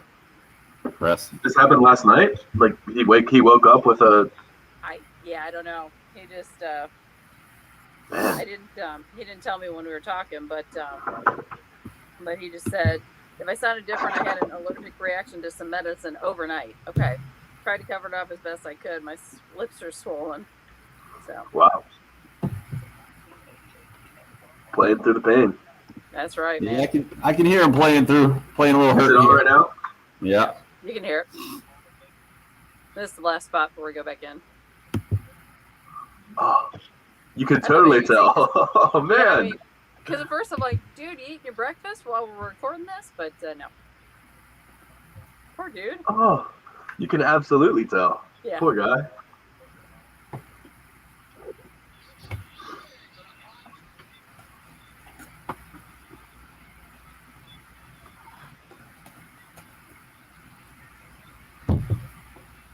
Oof. We're listening to it right now. Jack Buck making a call. Let's see. Bill's not back yet. Ooh. You had the under 732. You lose. Super Bowl traffic. Hey, Bill, are you back yet? Yeah, not connected yet.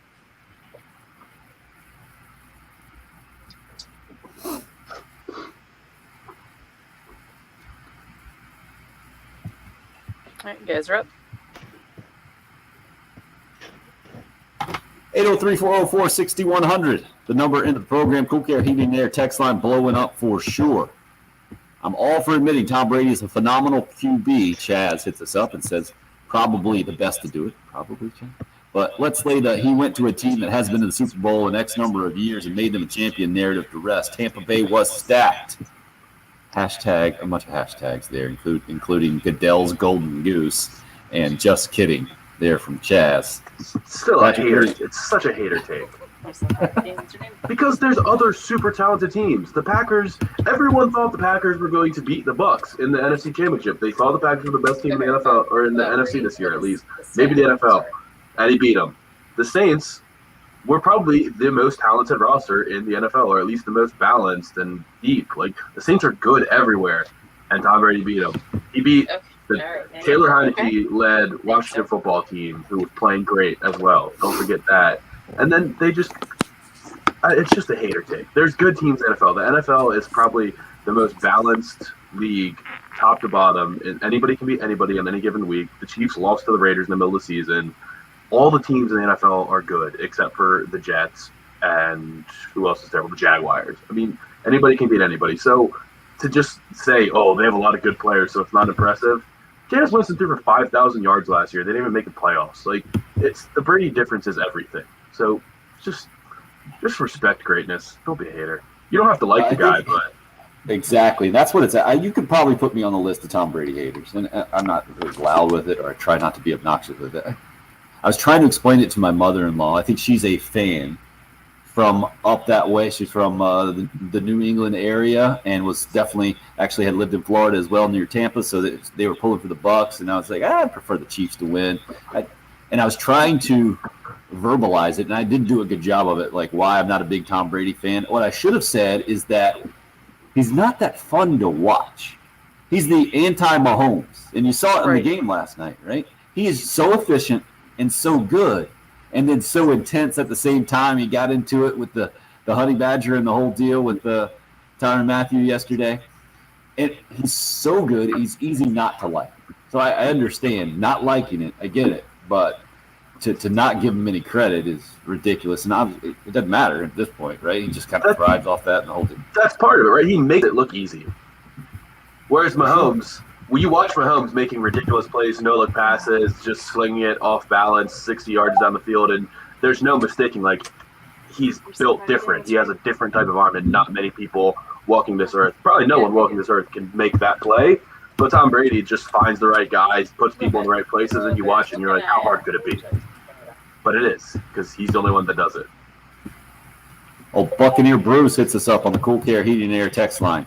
Thanks, Jen Jensen, for picking the correct winning Super Bowl team. Yes, Jen, the only one of the four of us that got it right. She and Gamecock Larry taking a victory lap this morning. See that Bill Gunter has returned home. It looks like I don't know if he's not wanting to join in on the show yet. He's just staring at us right now. We'll see if we can get it going. How do you say the team that Trevor Lawrence is about to get drafted to? The Jaguars, not Wires. Wars. I've just always, I still don't think I'm saying it wrong, but somebody texted in, and I've gotten texts about that before. People especially say Jaguars. Yeah, that's how I say that animal, Jaguar. Yeah, there's no I in Jaguars. That's how it's said, though. Jaguar. That's a nice little quirk. Let's get out to the Love Chevy phone lines. Barron is waiting patiently to weigh in on Tom Brady, the greatest of all time, no doubt about it, with his 7th Super Bowl championship last night.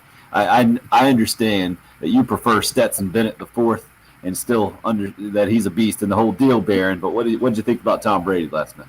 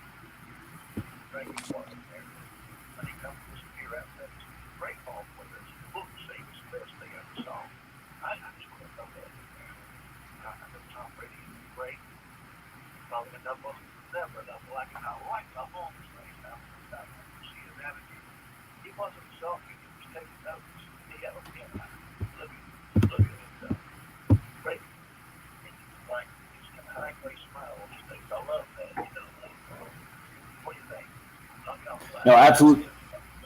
Well, appreciate the call, Barron, and great call. 18 World Series home runs is another ridiculous stat that I instantly had to check. You're absolutely right. Just like Walter hit us up early and talked about Yogi Berra's 10 World Series championships, I believe it was, and he played in 14 World Series and the whole thing. Just nutty numbers from a different era, and I should know them better, and I will try to be better with that, keeping things in historical perspective moving forward. But Pat Mahomes, he's one of those guys that I point to for my kids to watch even before the game was over. I said, okay, you guys, they got to stay up last night at 7-5, first ever Super Bowl. and watched the whole thing. And of course, we were trying to get him to go to bed as it was over towards the end. They're like, nope, game's not over. Got to watch the end. I was like, all right, if we're going to watch the end, watch. I guarantee you, I could see how Pat Mahomes is a good sport after this loss. And he was one of the first guys over, and he just is that role model to go along with the ridiculous athleticism, which makes this hater take that much more difficult for me to deliver, or gives me that much more bitterness towards Todd this morning on the Cool Care Heating and Air text line. First of all, Todd is an Alabama fan and has hit us up a few times lately with obnoxious Alabama takes as they continue to dominate college football. That I can overlook. I understand you're part of the Alabama, probably not bandwagon, the fan base there. You got bragging rights. Nothing to say about that. But this one is ridiculous, Todd. Patrick Mahomes is so overrated, he begins, that even Jake from State Farm couldn't have helped him last night. Biased commentators kept whining about his sore toe and offensive lineman being out. That's football. You live with it. Todd concludes. Bottom line, he looked very average. Mahomes froze on the big stage, and I thoroughly enjoyed the spectacle. Is it just me, Patrick, who wants to bottle up that hot take and flush it down the toilet? I feel like he has to be trolling. I mean, you can't be serious. That's give him the that's the first game that you could even say he played a bad game. That there's an argument that he played a bad game, and I wouldn't even say that he played a bad game. He just had really no help and was running around, just in peril the entire night. And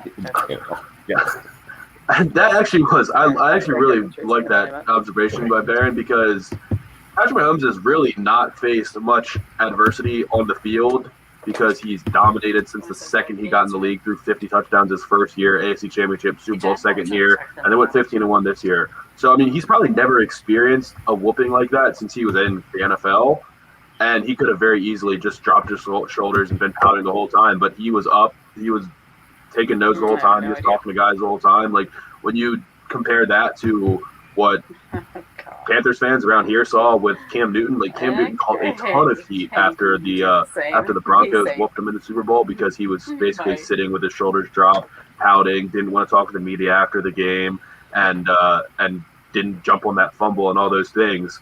And his body language was heavily criticized. Nobody's gonna be able to say that about Mahomes. I mean, he really is a perfect example. There's nothing to not like about Patrick Mahomes. Tim, you should be at least somewhat of a Tom Brady fan. Sonny hits us up on the YouTube live stream. You know he represents Generation X and the longevity that is. Man's 43 years old. How old are you? Well, I'm the exact same age. And I'm just better. Don't get me wrong. He deserves all the credit in the world, except that last take there. I mean, because we all, if those quarterbacks were switched last night, there's no way we think Tom Brady wins that game, right? I mean, Brady's not the reason they won the game. He was a big part of it. But the Tampa Bay defense, I think, versus the Kansas City defense was the huge difference in that game last night.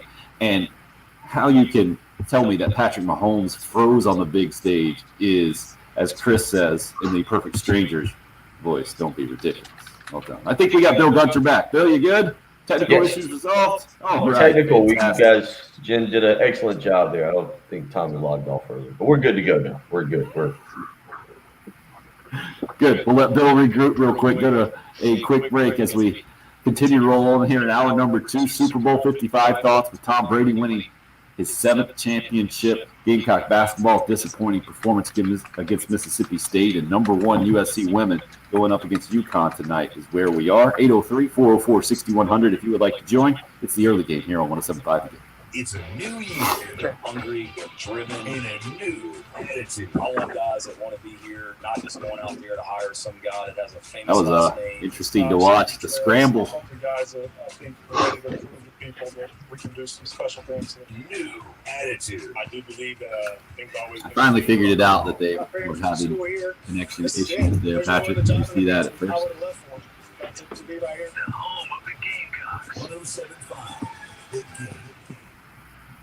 Experience and reputation, 2 important things. That's definitely what Tom Brady has. It's also what Corley Pool Solutions has. That's right. We are moving in toward the summer, and if you have a pool in your backyard, you need to keep it maintained. You don't want to do it by yourself. You got to go to the store. You got to get the chemicals. You got to do all that. By the time you get your pool clean, you're exhausted. You don't feel like using it.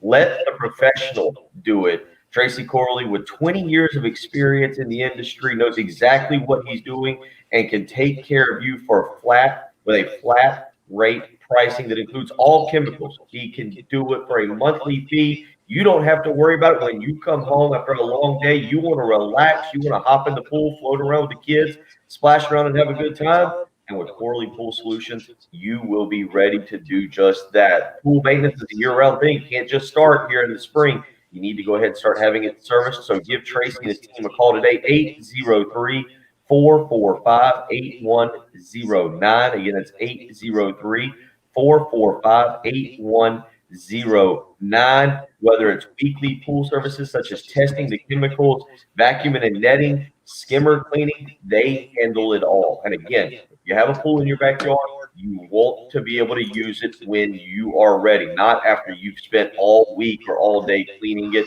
Let the professionals handle it. That's Corley Pool Solutions, 803-445-8109.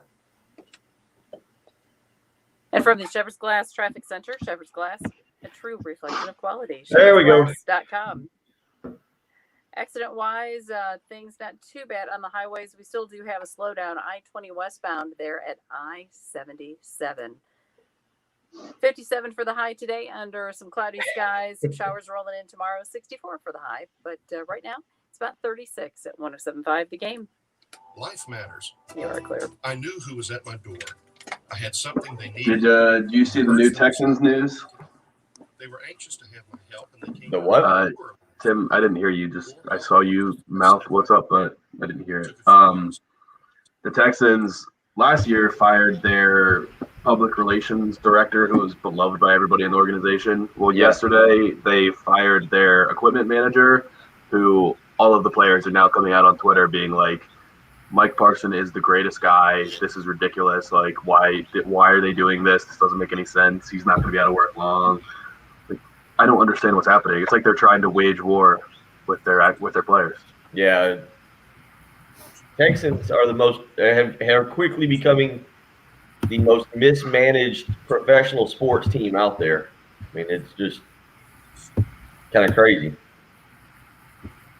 I mean, equipment managers, I've heard from NFL players, like, equipment manager is one of the most beloved guys in the organization. Like, they're one of the guys that they see every day and always in the locker room, and everybody has a great relationship with him. That's the least of your problems, is firing the equipment manager. And this is on the heels of them saying they want to keep Watson under every circumstance. Like, that was a notification I got on Saturday, and apparently he and Watson were particularly close. Mike Parson and Deshaun Watson are particularly close. I just don't understand. Last I checked, the guy who was in charge of equipment there, right? One of the departments that was under him. Old Jack Easterby? Yep. Well, people are very defensive of him around here. I just saw one person. Did you see more than one?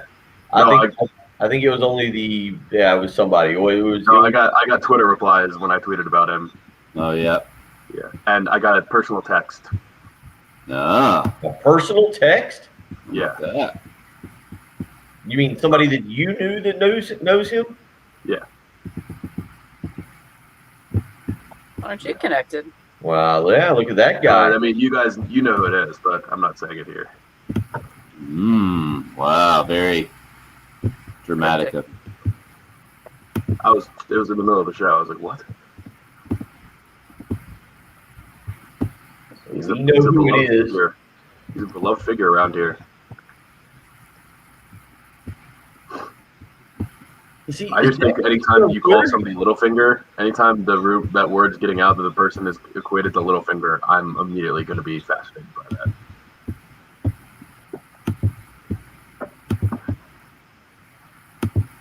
Yeah, that thing is fascinating for sure.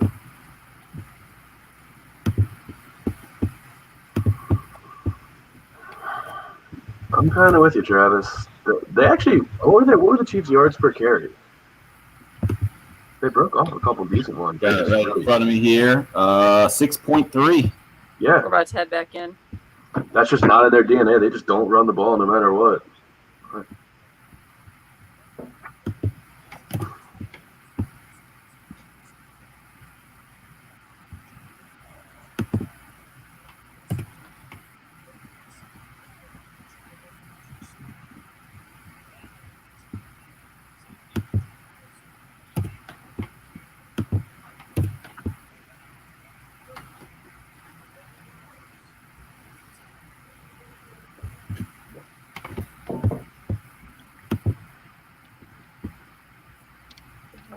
All right, you guys are up.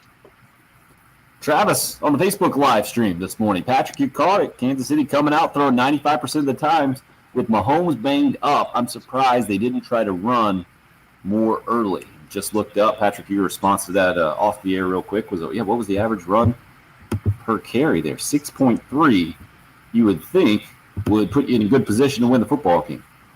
They run for more than 100 yards.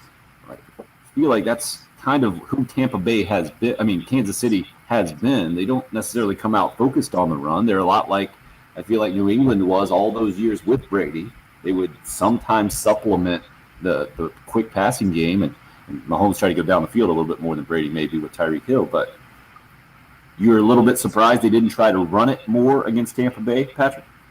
A little bit. I just think they went into that game saying we have been really successful 3 years straight being a team that throws the ball a lot. It's what we do, and Andy Reid can scheme open guys and give them a chance to win, even if there's not a good offensive line. I think they looked at that defensive line with Vita Vea, maybe the best individual run stopper in all of football, and Ndamukong Suh's been doing it for a long time, and they said it's really not worth it. If we just run into this brick wall, we're probably wasting a down with our offensive line. So they only probably ran it. I assume the reason they were so effective was because they only ran it when they were seeing truly just fully empty boxes and everyone dropped down. So there was really no way they weren't going to be able to pick up yards.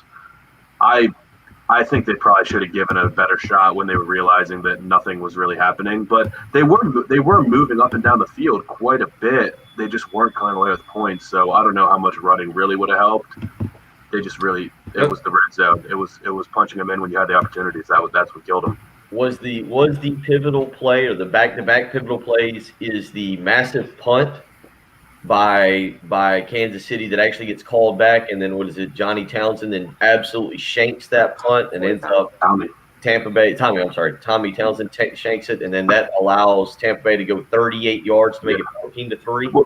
Well, that was on the heels of Ronald Jones' head crossing the plane of the goal line, but he didn't reach the football out. I was so mad about that. Are you kidding me? Your head is in the end zone and you didn't score. Come on, dude. Reach the ball out. It's the Super Bowl. Yeah, the fact that Kansas City defense could do that and still get whipped in this thing. It was a 42-yard difference in that punt, the original one, and then the one after the penalty. How about this spread from Beth from Lamar yesterday? Said she had steamed oysters, boiled shrimp, potato casserole, taco dip, veggie tray, cheese ball with crackers, chips and spinach dip, chocolate delight, homemade pound cake, and cheese pizza for the kids. Hour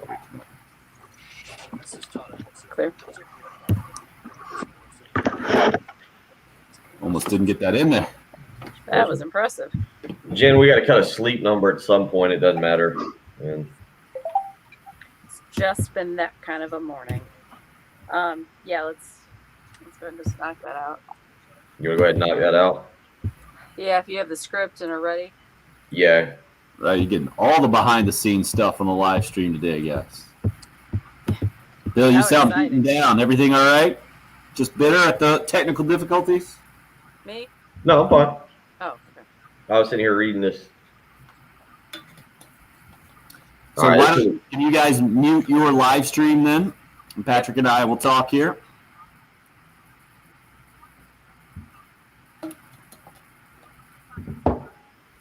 Bill, do you know how to mute the live stream? Nope, not going to do it All at right, all. let me know when you're ready. I tried. Sorry, guys. I think my live stream's muted. No, it's not. Your computer is muted. Your microphone is still on. Huh? The volume on your computer is off, but your microphone is not muted. It's a little gadget there in that window of the live stream. Attaboy, he did There we it. go. Yeah. Nice. How about that? We're learning. Making progress. Did you see Bill's question about like playing through the computer and trying to get guests on this? I don't know if I did or not, but yeah, we can do that. No problem. I was trying to. He said, "Could we play it off the computer, like the live stream off the audio? Yeah. Yeah, I'm trying to think of how to do that. just have them call. Why wouldn't we have them call? Delay? Well, he was saying just so that we can have them on the live chat and we can talk in between breaks and stuff too. Right? You just put down a phone. It would be a little weirder of them sitting here talking to us but pulling up in front of their face at the same time. I guess it's not a big deal. Any weirder than this on our ears? Not that really. Yeah, I mean, it's pretty simple these days. Technology is Not that we really have guests, but well, Pete Limbo came through for us on Friday. yeah. I want to get Suck Up and Pinion on. Pinion is the punter there for Tampa Bay, and his dad owns a store in Columbia. Nice. And so we could talk Carolina and Clemson and then Super Bowl stuff. I think they would do it eventually. Things calm down a little bit. Suck Up's a great guy. Yeah. I mean, they can't do the normal Super Bowl celebration where you just get drunk for a month straight after the Super Bowl. That's not really. I mean, I guess they can, but not in the sense that people normally do. I assume there won't be like in the big parades with tens of thousands of people and in the streets and They're probably not going to live in Ybor City for the next month. No, not the old Alex Ovechkin swimming in fountains and just handing the Stanley Cup to whoever's around and letting them drink out of it. And yeah, that's not going to happen. Looks like KT is my style there. I had leftovers, went to bed before half, except they're going to bed before half. The leftovers. Crazy Super Bowl party. I'm so excited for the leftovers. That's so many. That's awesome, man. So you sound like some of my family that you were worried that you wouldn't have enough food, and then you always have an army of leftovers. Yep. Well, that was also part of it. I mean, I love leftovers, especially if I'm going to go through the effort of actually making something, make a lot of it. Yeah, Right. make a lot of it so I can eat it. Otherwise, I'll just make a sandwich or like what I usually do is I just eat spaghetti all week because I just make a big pot of spaghetti and that's all I eat. Smart. It gets old. I hear ya. See, I'm a cereal go-to guy. If there's nothing else, I could be fine with cereal and frozen pizza my whole life. See that? Did you see the oat milk commercial? Some dude paid. I saw it, but I didn't listen to it. I think I was listening. Like my kids were in my ear at that time, but it was like a dude just like playing the keyboard or something, sitting in the feet. I was just watching that. Like, how many millions of dollars did you just spend to do that? I'm not gonna buy oat milk now. Yeah, you're talking though. You know about it. I do know about it, but it's like $6 a carton when milk is half that. Right. Maybe you're not the target demo there, Patrick. I'm definitely not. I think my house might be the target demo. Yeah, probably. How much milk do you guys go through? Do you go through a gallon a week? I don't know these days. It depends if we're doing the almond milk or the regular milk. But yeah, I think we're up on the milk intake these days. I'd say a gallon a week, easy. And then once we get the boy number 3 in the mix there, he's still on the formula now. But once he gets in the mix, it'll be out of control, I guess. I just can't go through milk. That's why I've switched to organic, which I would have never done. But the organic milk lasts like 2 months. All right. So that's the only way I can actually finish off a bottle of milk. Nice work, Bill. You got the unmute back too? Woo! Big Yeah, time. I thought if I mute my, that's what we discussed when I thought if I muted my computer and not the app that it shut it out, but I guess not. I missed the Will Ferrell commercial. Did you guys catch that? Yeah. I thought the commercials were good last night. Okay, we'll talk about it here in a sec. I wanted to get that take on the show for sure. You guys will have to describe that one. I'll mention the ones that stood out to me. There's really 2. Yeah, there are 2. That's what it is. Well, I don't like the happy commercials. I just want funny. That's all I want is funny. Yeah, exactly. Same here. Sonny, Congratulations being Bill's friend officially on Facebook. I don't do that on Facebook, man. I'm just a family guy on the Facebook. Sorry about that. No offense. No offense, son.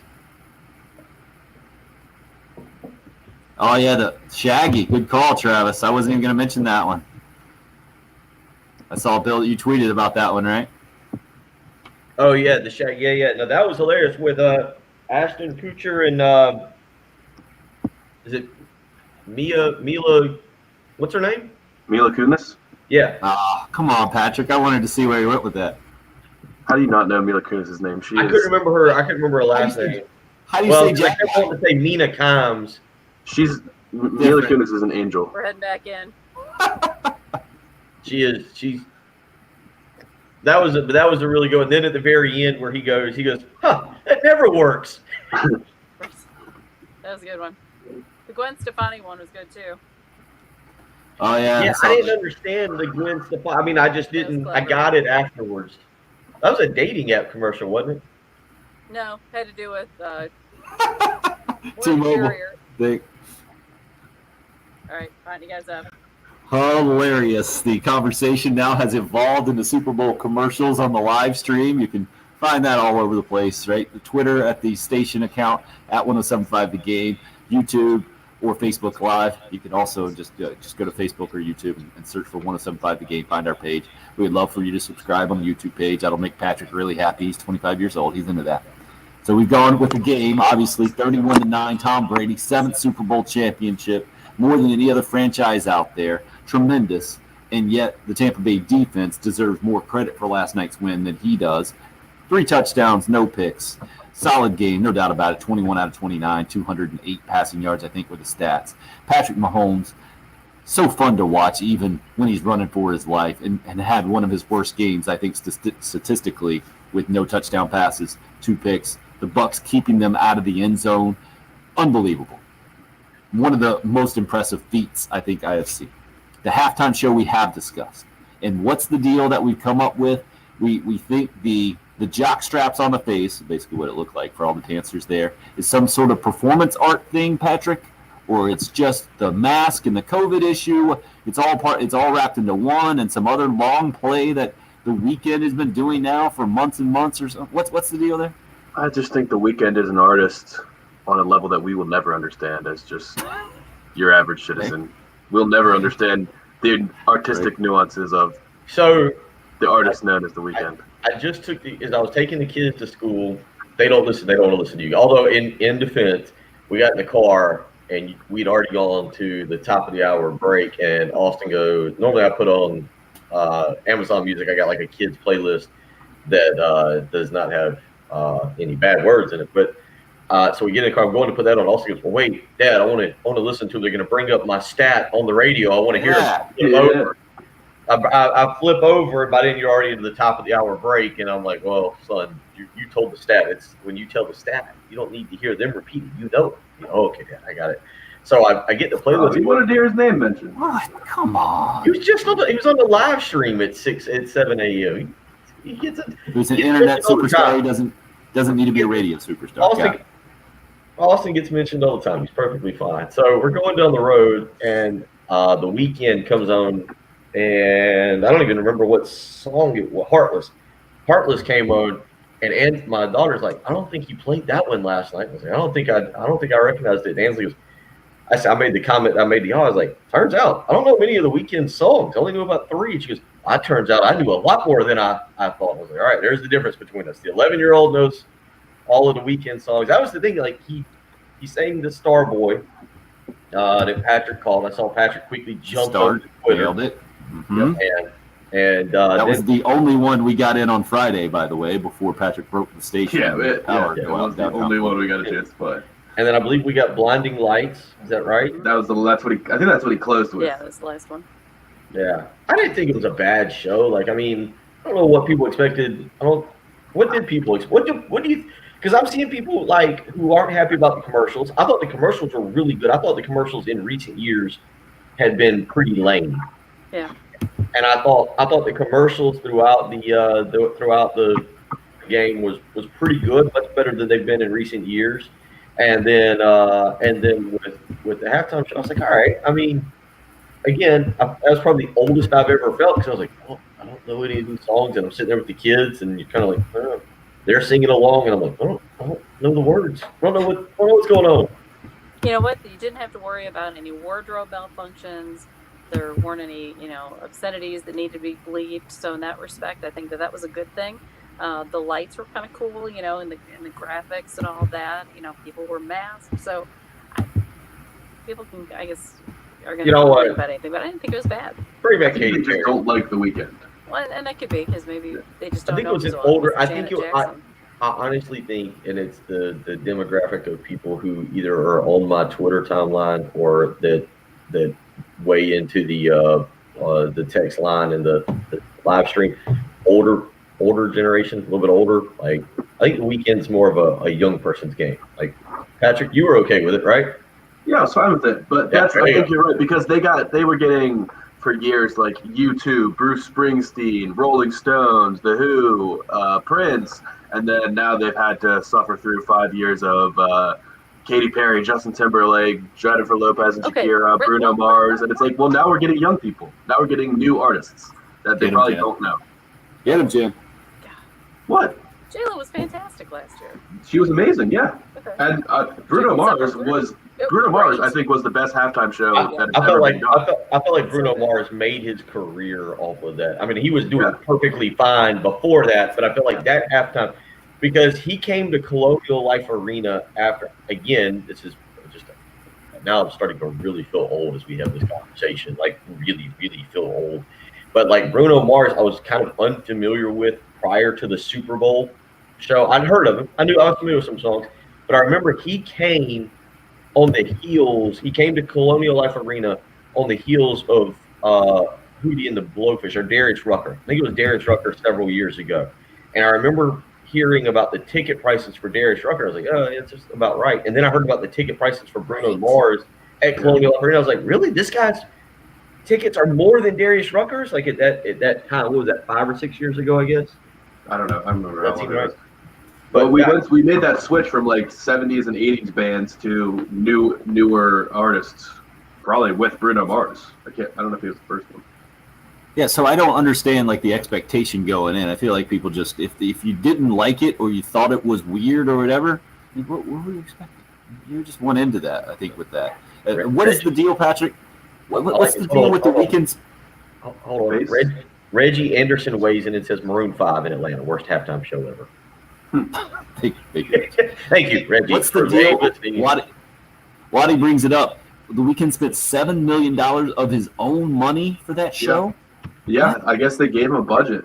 I don't know if I don't know if the artists even get paid to do the halftime show, or if it's just the value of that performance is so high. From what I read about that is he wanted complete control of the production. Like you said, I do not have the time or the mental energy to go back and research this. As somebody said, this long-term performance art that he's on, that apparently you have brought up with the bandaged face, going back to a video, and apparently as you pointed out, he's been doing this for months. This is a long-term performance art play that somebody sent in. I don't care to do that, but from what I read yesterday, it had something to do with he wanted complete creative control, didn't want Pepsi involved, didn't want anybody else involved, didn't want to share the spotlight, didn't want to have like a second actor. You know, in years past, I think they've always had, who was it J-Lo had up there last year? Shakira. Yeah, there you go.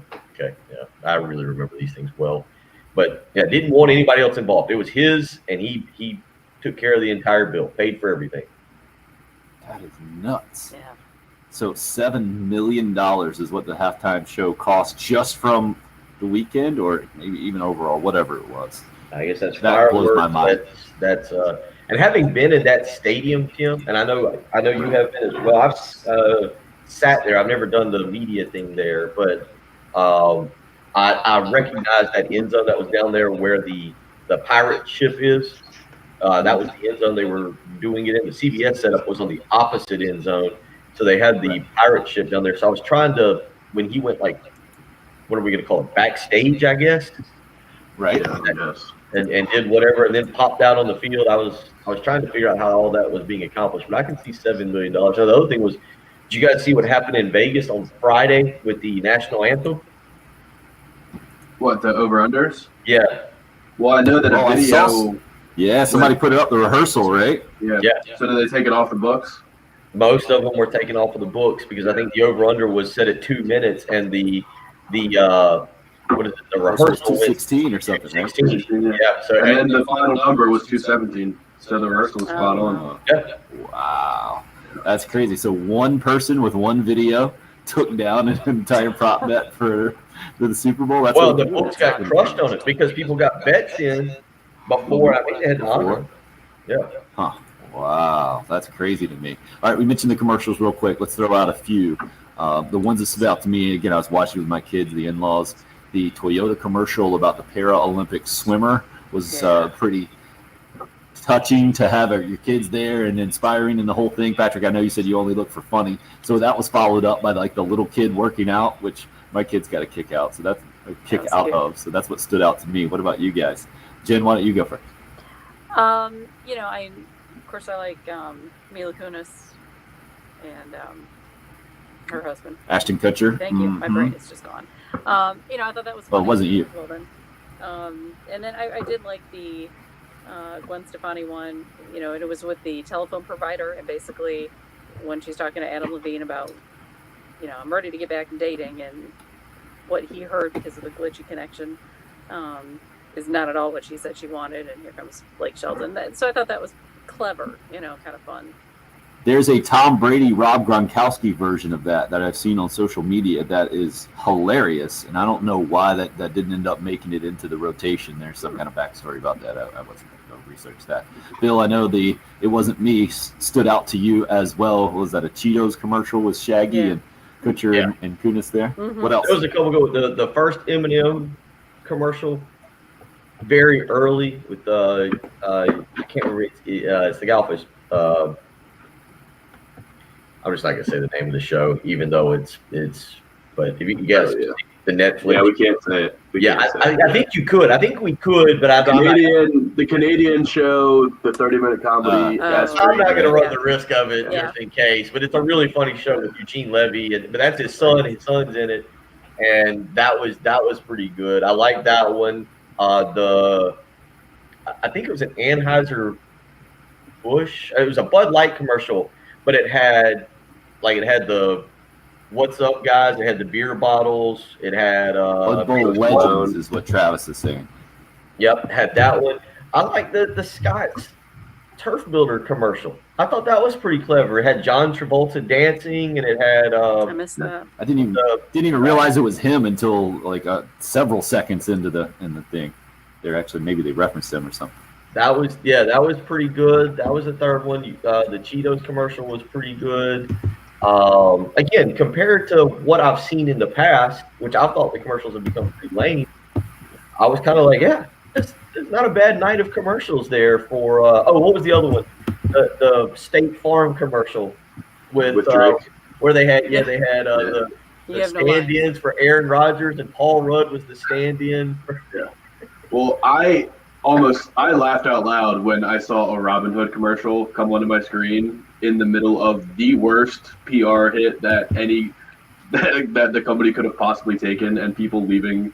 And after all of the GameStop stuff last week, and the fact that Robin Hood had a Super Bowl commercial just cracked me up, and they weren't trying to be funny either. Yeah. And the Jason Alexander sweatshirt thing was weird. The faces of him or something. That was weird. Yeah. Wayne's World was okay. Wayne's World with Cardi B. Yeah, Wayne's World. I thought overall. Again, I'm comparing it to what I thought was several years of poor commercials. I haven't been impressed. Jason Alexander's space hoodie killed it, guys. Raphael says, and then he says, "Isn't Bruno Mars the first weekend? They're basically the same." I thought of it that way. Bun says, "Let's go ahead." Oh, I was just gonna say with the shirt with the Jason Alexander sweatshirt. I did see something with it's connected. I guess it was Tide that was promoting that or whatever, and now you can like donate to get that sweatshirt. So they have that available. They're raising money, for charity. So yeah, it's kind of cool. Did you guys see during the Who was it? Her, H-E-R, her? Did they say her name is her or? Yeah, her. Right, H-E-R. Did you see while she was playing in the background, there was a guy clearly that like bought tickets but has a company or something because he was holding up his can of like soda or beer or whatever it was and just like moving it with the camera right behind her's head. Oh, It was wow. cracking me up. It was a good 2 minutes and you can clearly see him like label out, post like holding it up so that everybody could see it. I was trying to get some free advertising. What a scheme that must have been Yeah, no to get kidding. the placement just right for that sucker. So Bun hits us up and says, let's get to the important topic already. Thoughts on the streaker interruption? Bill, you got a hot take you want to get in here, or can we get to that when we come back? Because if you haven't heard that Kevin Harlan radio call of the streaker, you got to hear that coming up next. And what else do you want to get into, Bill? Well, then I was going to ask you guys, because we haven't talked about some of our conversation during the 6 hours on Friday was about about the game being good or hoping that Mahomes or Brady would get the ball with 2 minutes left.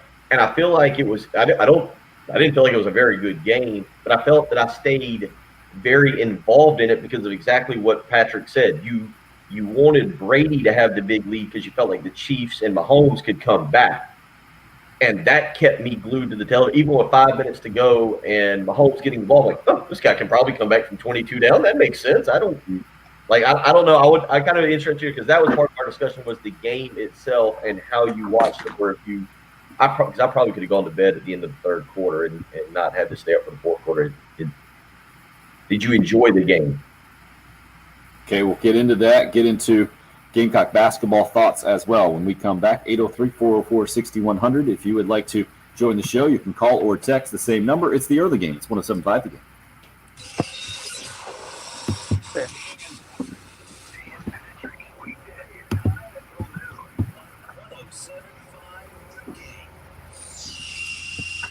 Oh, need to get out and check out what's going on at Love Chevrolet, I-26 in Harbison between Lowe's and Frankie's Fun Park. If you're thinking about purchasing a new vehicle, Love Chevrolet's always got you taken care of. 14 acres of brand new Chevys to choose from. You can get out there. You can walk around that great lot. The sales staff is incredible. So knowledgeable, going to make you feel comfortable with whatever it is you're looking to purchase, a Silverado, a Tahoe, a Suburban. You're going to feel great about it. Now, if you're looking to purchase pre-owned, I got great news for you. Love Chevrolet is now your one-stop shop. They've moved their massive pre-owned lot over from Knox Abbott Drive. They sent it over to the Love Chevrolet now in Harbison. And if you're looking for a pre-owned vehicle, you can get over there as well. Incredible sales staff, same personable people that are going to make sure you feel comfortable with your purchase. So whether it's new or pre-owned, the folks at Love Chevrolet have got you taken care of. Get on out there again, I-26 in Harbison between Lowe's and Frankie's Fun Park, or you can check them out on the web, lovechevy.com. Get out to Love Chevrolet and find new roads. And from the Shepherd's Glass Traffic Center, Shepherd's Glass, a true reflection of quality. Shepherd's Glass. All right. Now, is Ty really a Bucks fan is my question? Or did he just jump on the Brady bandwagon? Yeah, you're gonna have to have an old school shirt. You and a t-shirt, a Bucks t-shirt. Like, so here's the other question. Did he find Fave last night? 64 for the high. No way. It is 36 right now at 107.5 The Game. Gotta carry the playoff beard into the playoff celebration. We should have made some kind of wager with him. If the Bucks were to win, what would he continue to do until next football season? Ty, it answers the challenge. That's the 21st century version of an old picture or something. Check out my Facebook history. Good for you, Ty. Good for you. Must be nice. I would imagine he and other real Bucks fans probably hate the bandwagon Bucks fans more than the rest of us from the outside. You had to suffer through that misery for such a long time. They should have worn the creamsicle jerseys last night. That would have been money.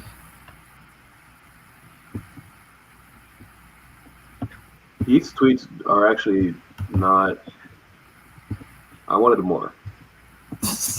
They didn't live up to your expectation? He doesn't seem that excited. It's just like, wow. That surprises you with Heath? No, but I thought like maybe your team winning a Super Bowl, hometown team winning a Super Bowl would be the one thing to extract some real emotion. This is such a Heath tweet. I'm just stunned. I had to sweat a playoff game against a 7-9 team with Taylor Heineke at QB more than the Super Bowl against the Chiefs. It's just like so matter of fact, like, oh, I guess we won the Super Bowl. I think Heath and I are very similar. We are not going to win any best fan awards anytime soon.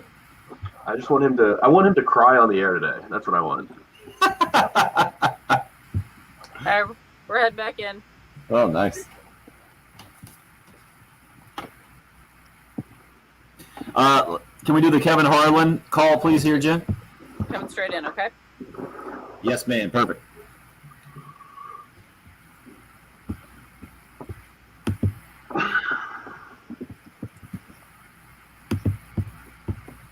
Oh, shoot. Wake up. Oh.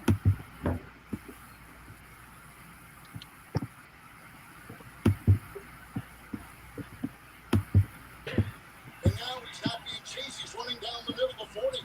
Arms in the air and a victory salute. He's pulling down his pants. Put up your pants, my man. Pull up those pants. He's being chased to the 30. He breaks a tackle from a security guard. The 20, down the middle of the 10, the 5. He slides at the 1, and they convert down him at the goal line. Pull up your pants. Take off the bra and be a man. And the players with hands on hips at the other end of the field are looking at him and shaking their heads and saying, "I don't know why is this taking place in a Super Bowl?" Kevin Harlan on the radio call, the Westwood One radio call. You could have heard it live right here on 107.5 The Game yesterday. Incredible. Just incredible. And I understand why they don't show it on TV, but I feel like they do miss out on a great opportunity, and Kevin Harlan certainly didn't miss it. He never does. This He's is just almost the best. becoming his thing.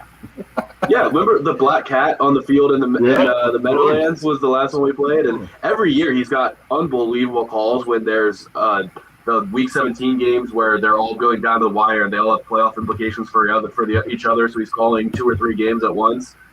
Kevin Harlan is the best. Well, you can't I think he understands.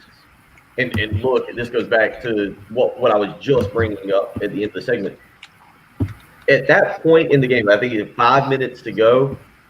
It was kind of one of those things. The game was over.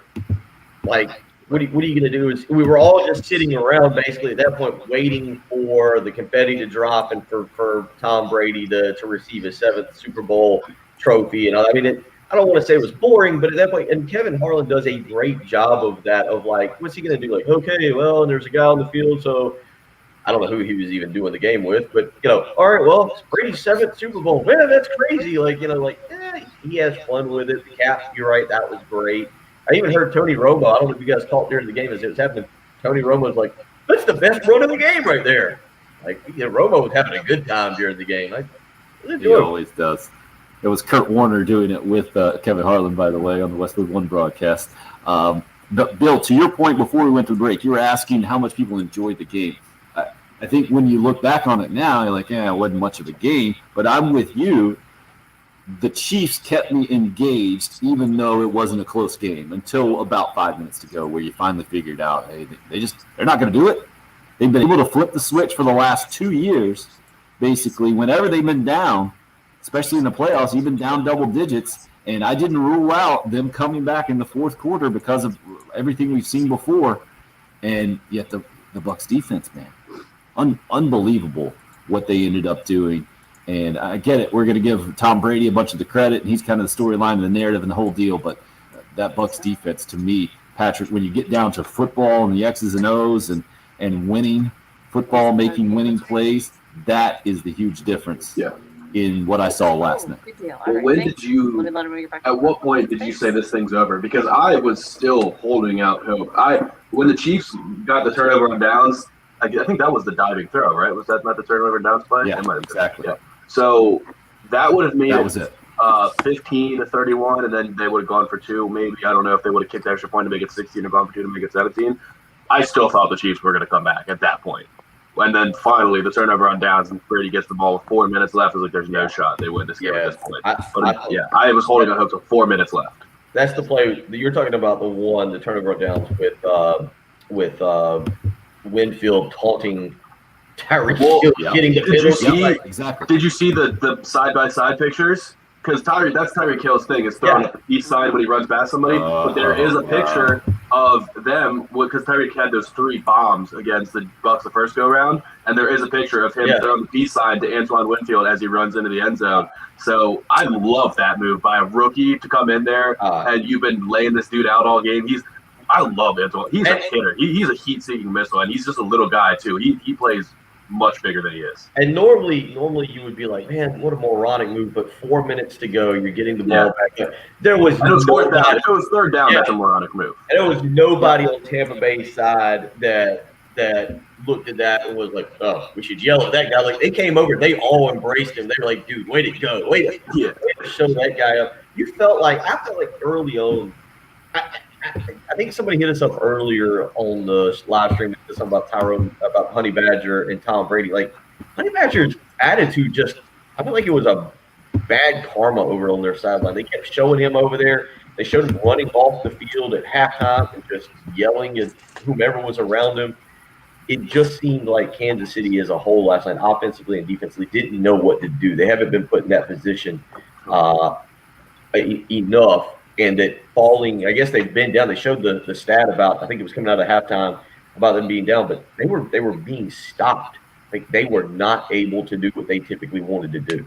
Yeah, and Chris Jones, their other star on defense, got that penalty for punching Ryan Jensen in the face. And Brady just laughs because they were making the comment. Diabolical laugh. Yeah.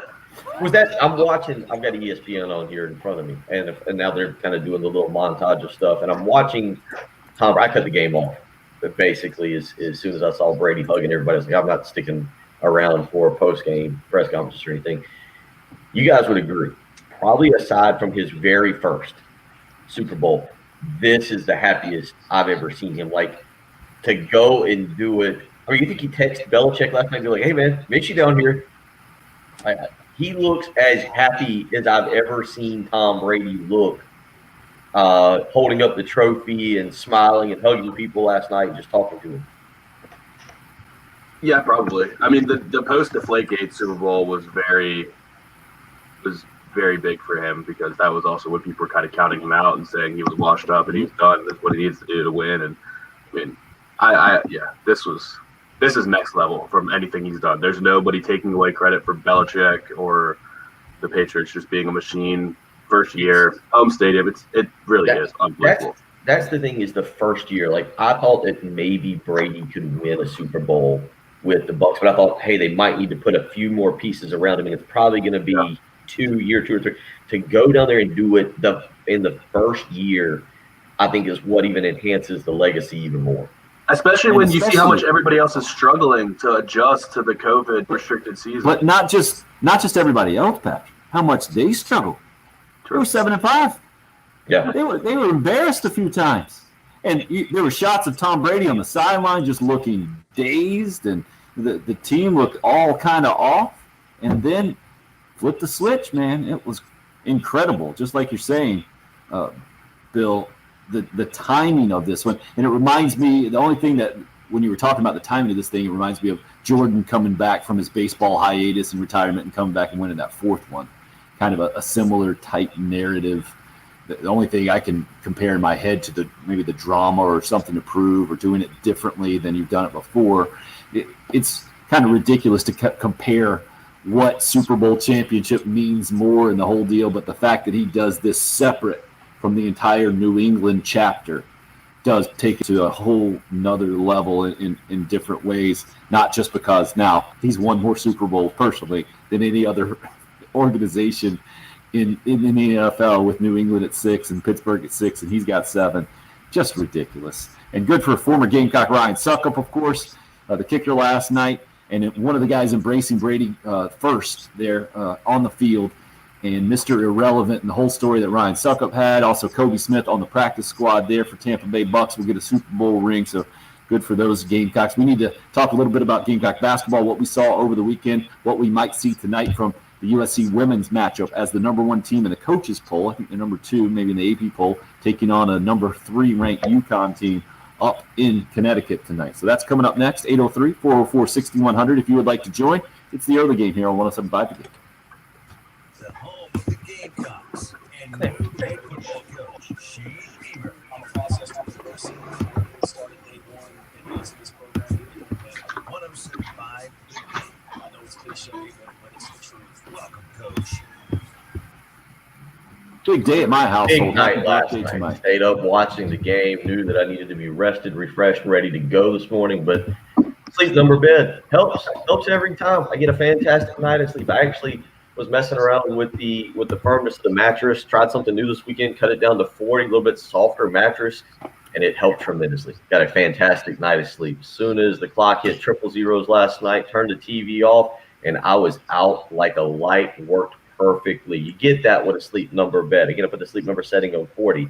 Right now, you can do the same. Proven quality sleep, game-changing sleep. Save 50% on the sleep number 360 limited edition smart bed, plus special financing on all smart beds, subject to credit approval, minimum monthly payments required. See sleepnumber.com for details. Only for a limited time, though, and you got to visit a Sleep Number store. There's 2 to choose from, one in Irmo, Harbison Boulevard, across from Buffalo Wild Wings, the other in Columbia, 2 Notch Road, across from Sand Hills Mall. Sleep Number, the official sleep and wellness partner of the NFL. Again, right now, check out saving 50% on the Sleep Number 360 limited edition smart bed, plus special financing on all smart beds. Make the switch to Sleep Number today and find out what a great night's sleep is truly like. And from the Shepherd's Glass Traffic Center, Shepherd's Glass, a true reflection of quality, shepherdsglass.com.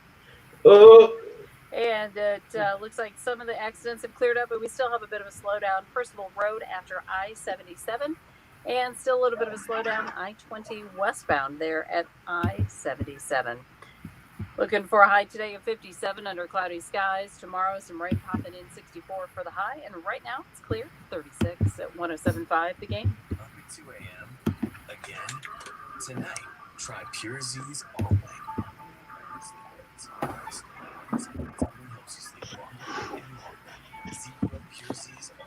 Good question from Alan there. What do you think?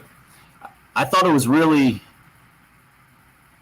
I don't know what the word is, refreshing maybe. It felt a lot more like a regular game with fans in the stands. I know they filled everything in with pictures and stuff, but just what you were talking about, that rendition of America the Beautiful, I think, with the fans all gathered together. There was no social distancing in there, man. No. It did, the overhead shots with all the cardboard cutouts did make it look like a full stadium, but then when you look close, it must have been very bizarre for people just sitting in pairs and they're just surrounded by cardboard cutouts everywhere. Like everywhere you look is a cardboard cutout. Maybe you love it. You might just love it because you have all the space in the world. At least it's something. All right. Actually being there.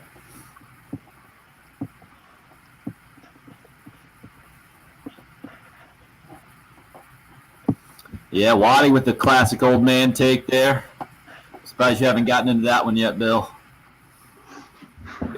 But apparently it was too late for you two immediately turning it off after the hugs at midfield. Can't disagree. Yeah, well, but that's what I was talking about. Like the game, I mean, I kept thinking that Mahomes could engineer something magical. But I mean, with probably about 8 or 9 minutes to go, you knew it was going to take a miracle. Like it's kind of one of those. I guess I was sitting there thinking, boy, it's not going to happen, but I'm going to stay up just in case the miracle happens because I can't show up to the radio show tomorrow. Like, those Bucs, what a game. And you guys be like, did you not catch the last 8 minutes of the game? I like watching the celebrations and the final call and the MVP speech. Yeah, I wanted to see how Brady handled it for sure, and how everybody handled it there with Tampa. We're head back in.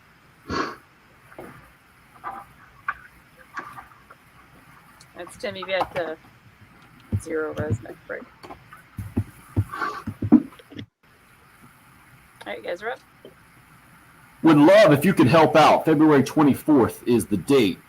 hosting a blood drive in honor of National Heart Month. It's right there on Bull Street, 2751, the exact address on Bull Street in downtown Columbia, from 10 until 4 on February 24th. Our blood drive in honor of National Heart Month. Pre-registration, rapid pass preferred, walk-ins are welcome. More information at 1075thegame.com. Talking plenty of Super Bowl. We'll get right back into it here coming up in just a minute. But first, Bill, wanted to get your take kind of in general. 75-59 the final score. To me, Gamecocks losing to Mississippi State over the weekend kind of sums up the season, where you have an opportunity to get some positive momentum going, and just haven't been able to cash in on that opportunity this year for multiple reasons. Mississippi State,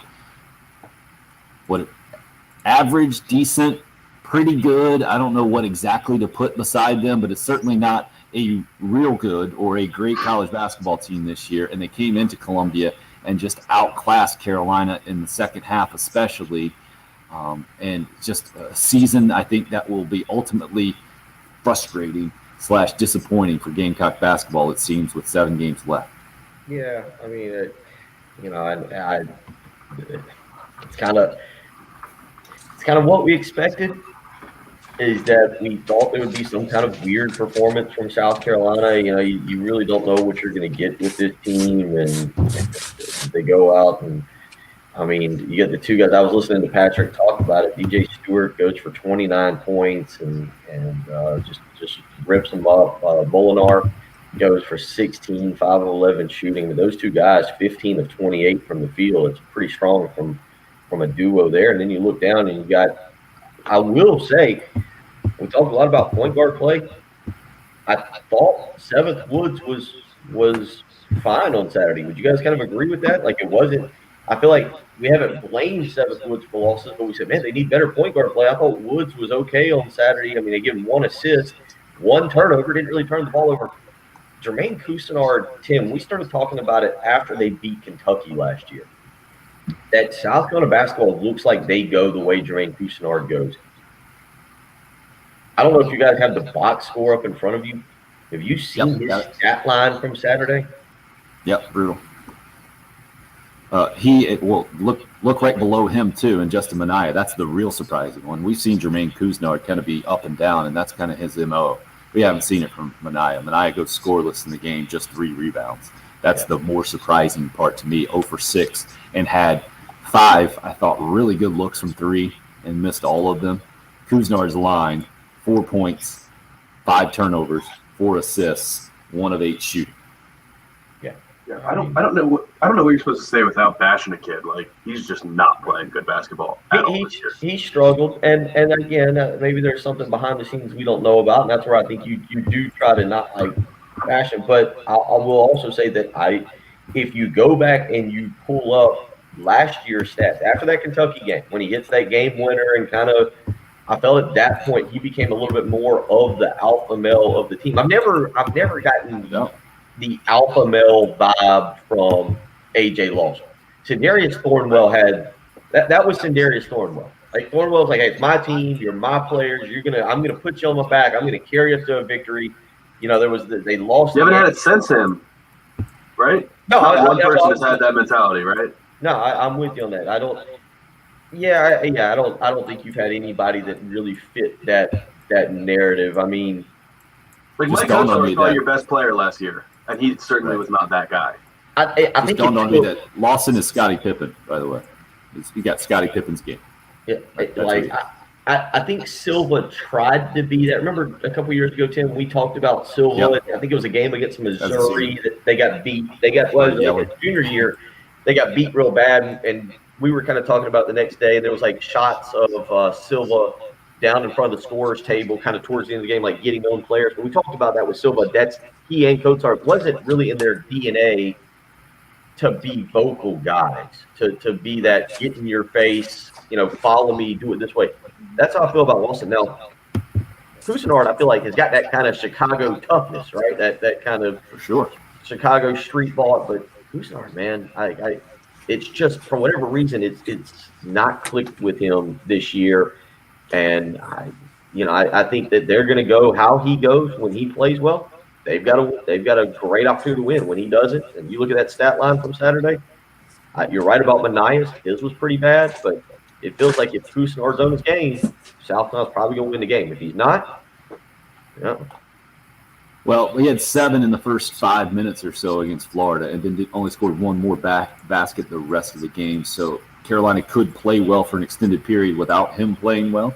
But you're right; it's much easier when Cousineau specifically plays well, and that was tough to watch. A lot of these stats don't make any sense. Again, continuing the narrative that I have around South Carolina basketball, I just can't figure it out because they've been getting killed mostly, Bill. Usually the stat we point out is free throws, and the other team usually makes a ton more free throws. That wasn't the case on Saturday. The Gamecocks actually outscored Mississippi State at the free throw line. I can't remember the last time they did that in an SEC game. Report of an accident. Carolina was +3 there, excuse me. And then turnovers. Travis points that out. Carolina forced 21 turnovers in the game. They only turned the ball over 14 times. They're +7, plus in those two categories. I would have guaranteed you Carolina was going to win the game. And they absolutely didn't. Travis had forced Mississippi State into 21 turnovers, still lost like they did, no excuse. And then Waddy says, and now we get a ticked-off Alabama team coming into town tomorrow night. Watch us win by 15. I think that sums up the Gamecock fan mindset maybe as good as anything could, because I'm not going to be shocked if Carolina wins tomorrow night. Are you, Bill? Yeah, actually on that one, yeah. Yeah. Really? Yeah. Yeah, the Alabama game I think is a bad matchup for South. That's the one that I look at and I'm like, oh, I don't like that. And as somebody pointed out, Alabama probably coming in a little upset. Alabama is playing very, very good basketball. I know they lost by 3 to Missouri, lost by 5. They've lost their last 2 Saturday games, but that's a good team. They were down 20 plus to Missouri early and clawed back. Yeah, Herb Jones is there still. I think it's the 22nd year of college basketball for him. It's ridiculous how long it feels like he's been there. But I think that this is a really bad matchup. I guess you're right, based on everything I've seen. Was it Florida? No, I've seen him outside of the Mike White, Frank Martin deal. I mean, but that's a big part of you mean so aside from the coaches, it was. I have to go back and look and see the last time I can remember South Carolina beating Alabama. I think it's been a while, hasn't it? I think it has. We'll go back and check that one as we have the dramatic conclusion of the show coming up, including final Super Bowl takes after Tom Brady gets number 7. Gamecock basketball loses a tough one, and then now gets what has been the class of the SEC in Alabama coming in, and like you mentioned, not too happy soon. USC women taking on UConn tonight as well. You're listening to the early game. It's 107.5 again.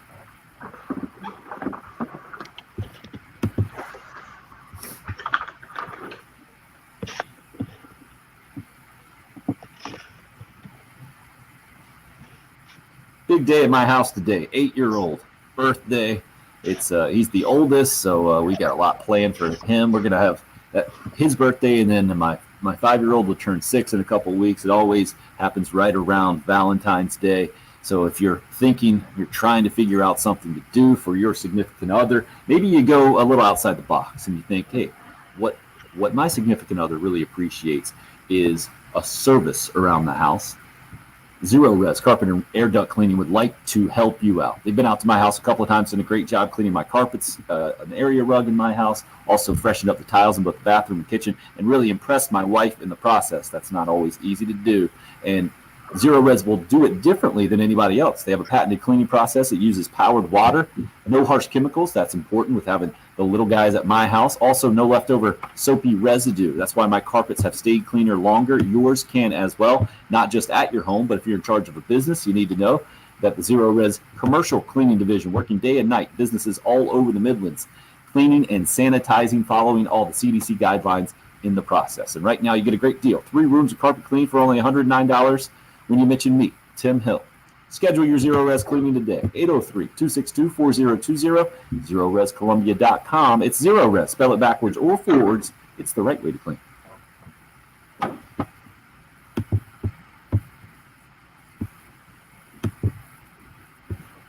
6 straight losses to Alabama and 7 of the last 8 dating back to 2015, 2016. I'm getting nothing in program right now. You guys got Jen doing this? I got nothing. Yeah. And I'm connected.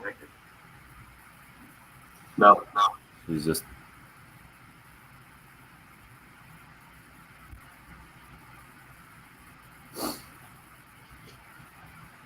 Did you hear me on the South Carolina stat? What's that? 6 straight losses, 7 of the last 8 dating back to 2015, 2016. Wow.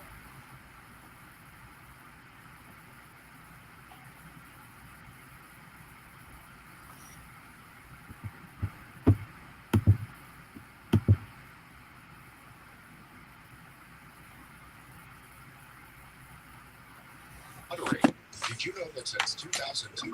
Even more Thank buttons. you. than last It's year's phone, huh? Monday. Yep, all the way. Was it a program too from the other traffic? Byron Leftwich will definitely be a very hot head coaching candidate next year. Yep. To Waddy's question. But you would have thought that about Eric Bieniemy too, right? Yeah, bro. There was a lot of talk about. Bruce Arians said that he was furious that nobody gave Leftwich an interview this year. Yeah, I mean, I'm guessing being connected with Brady probably a little bit better than being connected with Mahomes. Yeah, apparently he's been really impressive and been really like a fast riser in the coaching ranks because he's younger than Brady. It's crazy. Yeah, that is insane. Like kind of by 3 years? Yeah, he's 41. Yeah. Oh, and I just found out on the live stream, guys. Good news here. I guess you can click a button and put a user in timeout. I think I saw. Whoa. Really? Yeah, let's make sure I can do that here. I like that power. I try to do that here. Actually, it just said. I thought I did. Let's see what. Now it's just saying delete. I could have sworn it says put user in timeout. I would not have made that up, would I? Yeah, put user in timeout for one of them. And then the other one, I guess maybe if you go ahead and show it, it says then you delete the comment. It's crazy. Oh. So clearly parents made this system up, put them in timeout. Clearly.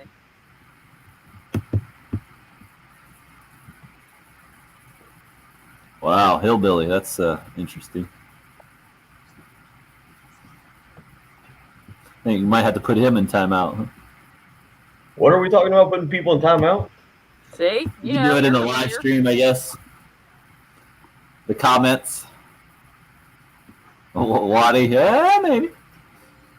Somebody called somebody a hillbilly? No, somebody's name is Hillbilly. Oh, I see that. Yeah. Okay. Now, skip it. Did you hear? Somebody called somebody a hillbilly? Let's head back in. I heard from a guy. I heard. You ready Is that a Spurrier imitation? No, that's his Saturday Night Live character. It's like the secondhand rumor guy. Heard secondhand story guy. Sorry. Bad impersonation of that.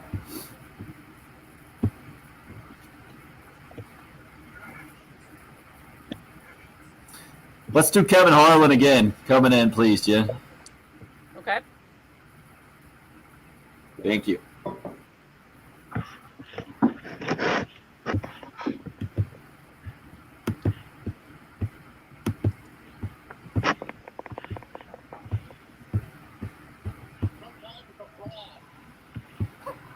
And now he's happy and chases running down the middle of 40. Arms in the air in a victory salute. He's pulling down his pants. Put up your pants, my man. Pull up those pants. He's being chased to the 30. He breaks the tackle from a security guard. The 20, down the middle of the 10, the 5. He slides at the 1, and they converge on him at the goal line. Pull up your pants. Take off the bra and be a man. And the players with hands on hips at the other end of the field are looking at him and shaking their heads and saying, why, oh why, is this taking place in a Super Bowl? Should the security guard been flagged for targeting on the hit? AJ asks from the Cool Care Heating and Air text line. That's Kevin Harlan on the Westwood One broadcast that you heard right here on 107.5 The Game of Super Bowl 55. 31-9 the final score. The most ridiculous part outside of that call, which was ridiculously fantastic by Kevin Harlan and the streaker and the whole deal, was that Kansas City, with its potent offense, with all the weapons, with Pat Mahomes playing quarterback, and as dynamic as ever last night, never got in the end zone. It's unfathomable to me. And Patrick, you were right. You were talking about Ryan Suckup, the former Gamecock, being in this thing, and that if he had a big game, that wasn't going to be a good sign for Tampa Bay. And somebody pointed out earlier, you were right. Whichever field goal kicker made the most field goals, going to lose. And Tampa Bay holding Kansas City to 3 field goals, guys. To me, I get it. Tom Brady won his 7th Super Bowl and that whole thing, but that's what I'm going to remember.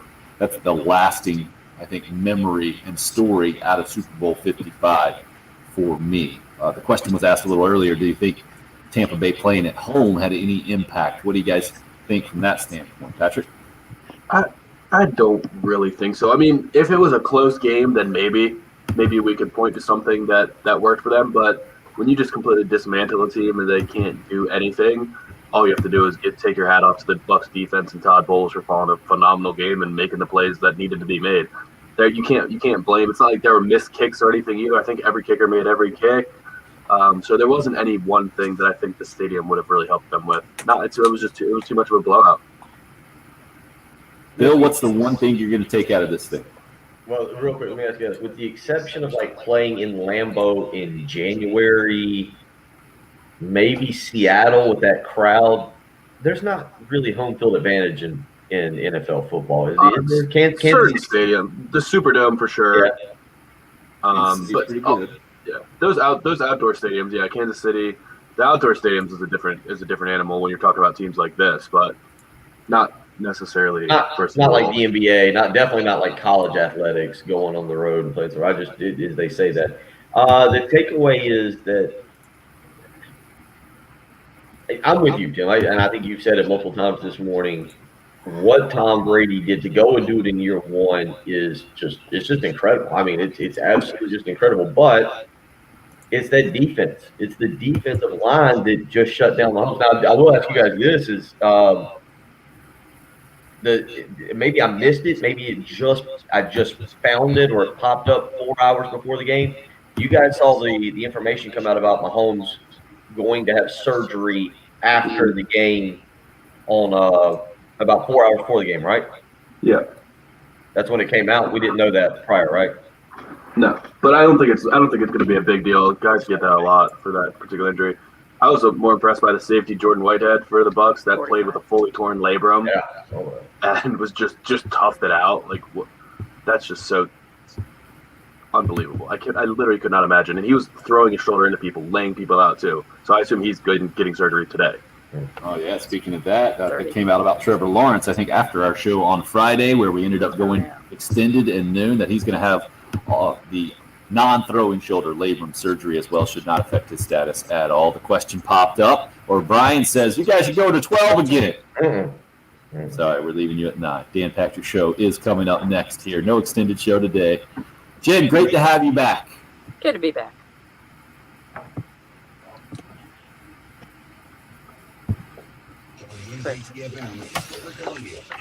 All right, guys. And that's a Super Bowl post-game show. This Monday show.